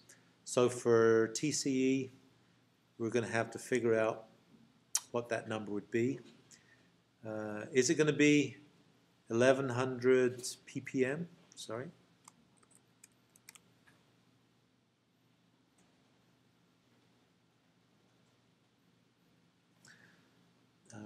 Could it be that, right? If the resonance, if the water's really moving really slowly and stayed in contact long enough, then it certainly could be if there's one solute. But do we have that as our case, right? We don't. Right? So the magnitude of this has to be the Raoult's law solubility. So in this case, it can't be any more than I think it was 23 parts per million. If we go back to that previous calculation, that's just the number we pulled out from that calculation. And we're not going to calculate it for TCB, but we could, I think it was 1.9, right? ppm. So those are the values of C0 for TCE and trichlorobenzene, TCB. And so we have those as our upstream values. So if we know what the relative concentration is, which we're going to calculate, then immediately we know what the real concentration is. So that's what we're after. We know it varies as a function of residence time and of Peclet number. So what's Peclet number? Anyone remember? It's the ratio of advective flux to dispersive flux. So it's velocity, it's the length of your core divided by your dispersion. But it's also equal to, in non-conservative solutes, the velocity divided by retardation, right? Because we haven't, yeah, here's the expression here, right? Because these are the actual effective parameters that we're using. So it's the velocity divided by retardation and dispersion divided by retardation. And in this case, it actually works out just fine for us because they both cancel. Right? This and this cancels. So the Peclet number is just the same as the Peclet number we had before. But the residence time distribution isn't. Residence time distribution, I never remember it. It's time times velocity over length. And of course, the effective velocity, advective velocity we have is actually this one. And so it's actually going to look a bit like, it's going to look like this. Right? And so we have each of these. So we can plug and chug. We can put some numbers into this.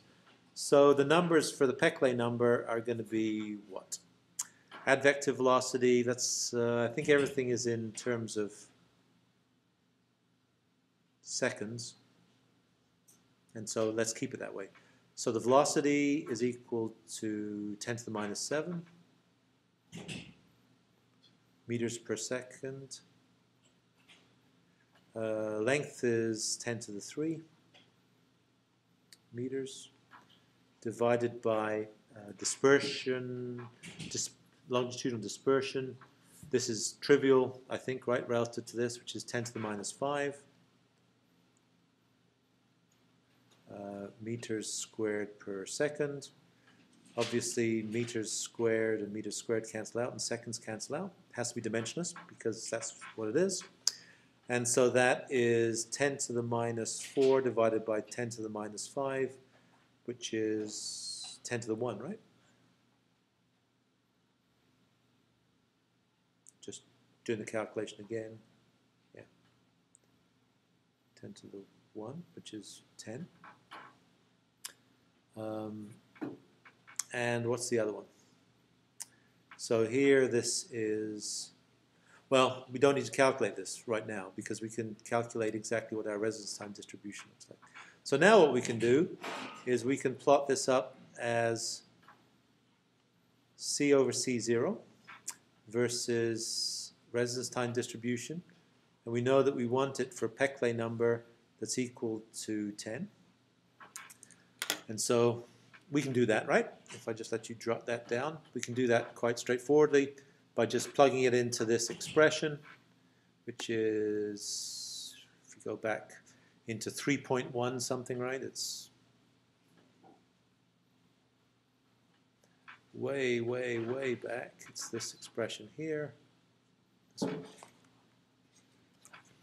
So if you remember this, we have this expression which allows us to get this particular geometry. But our easier way to do it is this, if you remember, right? Actually, we don't need to do that. We could just go back to one of those pictures, but humor me for the moment.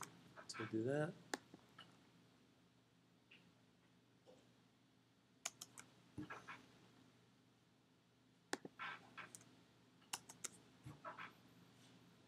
It's not doing anything. Nothing to plot. It's because it didn't. Yeah, okay. Now it's going to give us something. So this is, I can't draw on this, but you can see where we are. It's actually not far from our easy case, right? 0.5 comes through, well, just ahead of 1 pore volume. So it arrives slightly early, the 50% mark. And so if you look at this, so we could use this figure. I can't draw on it, but you know this has to be C over C0, if I could draw here. And this is T sub R. And so if you wanted to know when it arrives at 10% concentration, then you just go here and pull off this point. You go down here. So 10% concentration would be a value of here of, let's say, 0.5. So let me draw this. So this would be 1. This would be 0.1. This would be 0.5 versus 1. And so if you want to know when it's a 10% concentration, then you just take this and you set this TR equal to, so this is the expression, right? TR is equal to T advective velocity divided by length times retardation. You know that this is equal to a half. You know that this is equal to 16. You know that this is equal to 1,000 meters.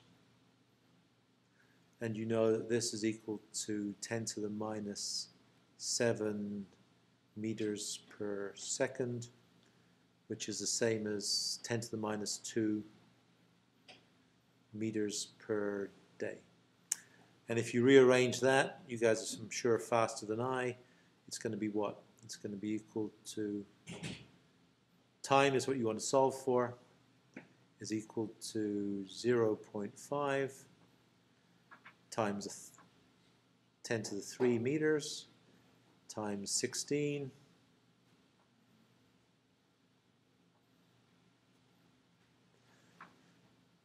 divided by, I'm going to use the in days so we can see how many days it is, divided by 10 to the minus 2 days. Meters per day. So meters per day, what's this on the top? This is dimensionless, this is meters, and this is dimensionless. So it's 1 over 1 over days, so time is in days. And so that is ballparkish, what is it? 16 is 10, right? Last time I checked. And so 5 is 1 last time I checked. So 10 to the 4 over 10 to the minus 2 is 10 to the 6, right? 1,000,000 days, which is kind of a long time, actually. 1,000 days is 3 years, so it's 3,000 years. Something like that. So that's it. And so that's when it arrives at 10%. It takes a long time because it's flowing relatively slowly. The question is, what's the concentration? When it arrives at C over C0 is equal to 0.1. So you know C0 is equal to what? There you go. Yeah.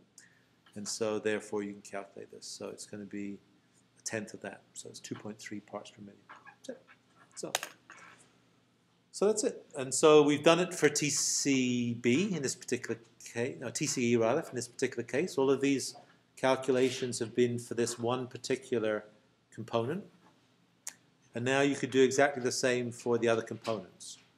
And I think the only terms that are going to differ are the Peclet number we went through, and we showed that the Peclet number doesn't change with retardation. So it's exactly the same curve we're using. So that doesn't change. But the only thing that will change is that the residence time distribution, it'll still be 10% at TR is equal to 0.5, but this retardation value is going to be different. I think it's going to be a large or small number. I don't know, whatever it is. It's going to change by that. So the arrival time will differ. And so if you wanted to plot the actual concentrations versus time, so if you plot true concentrations versus time, then for this one particular one we have, this is 2.3 ppm, and it arrives at 10% after, whoops,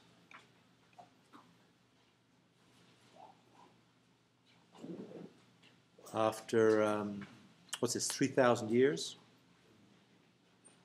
This maximum magnitude is equal to 2.3. Sorry, this maximum magnitude is equal to 23.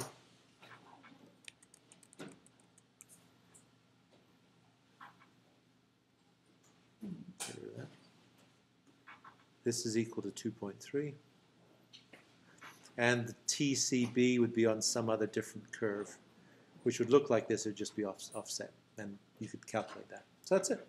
And these are the concentrations that you'd find in your drinking water if you're just sampling from that well at these particular times. And that's all it is. So that's actually quite useful, I think. Many of you have been very quiet. You've been noticed that you've been very quiet. But that's basically the calculation. So that synthesizes everything that we've done from contaminant transport, part 3, parts 1, 2, and 3 for conservative species, and how to do it for non-conservative species. It melds everything together into one package. And so you'll get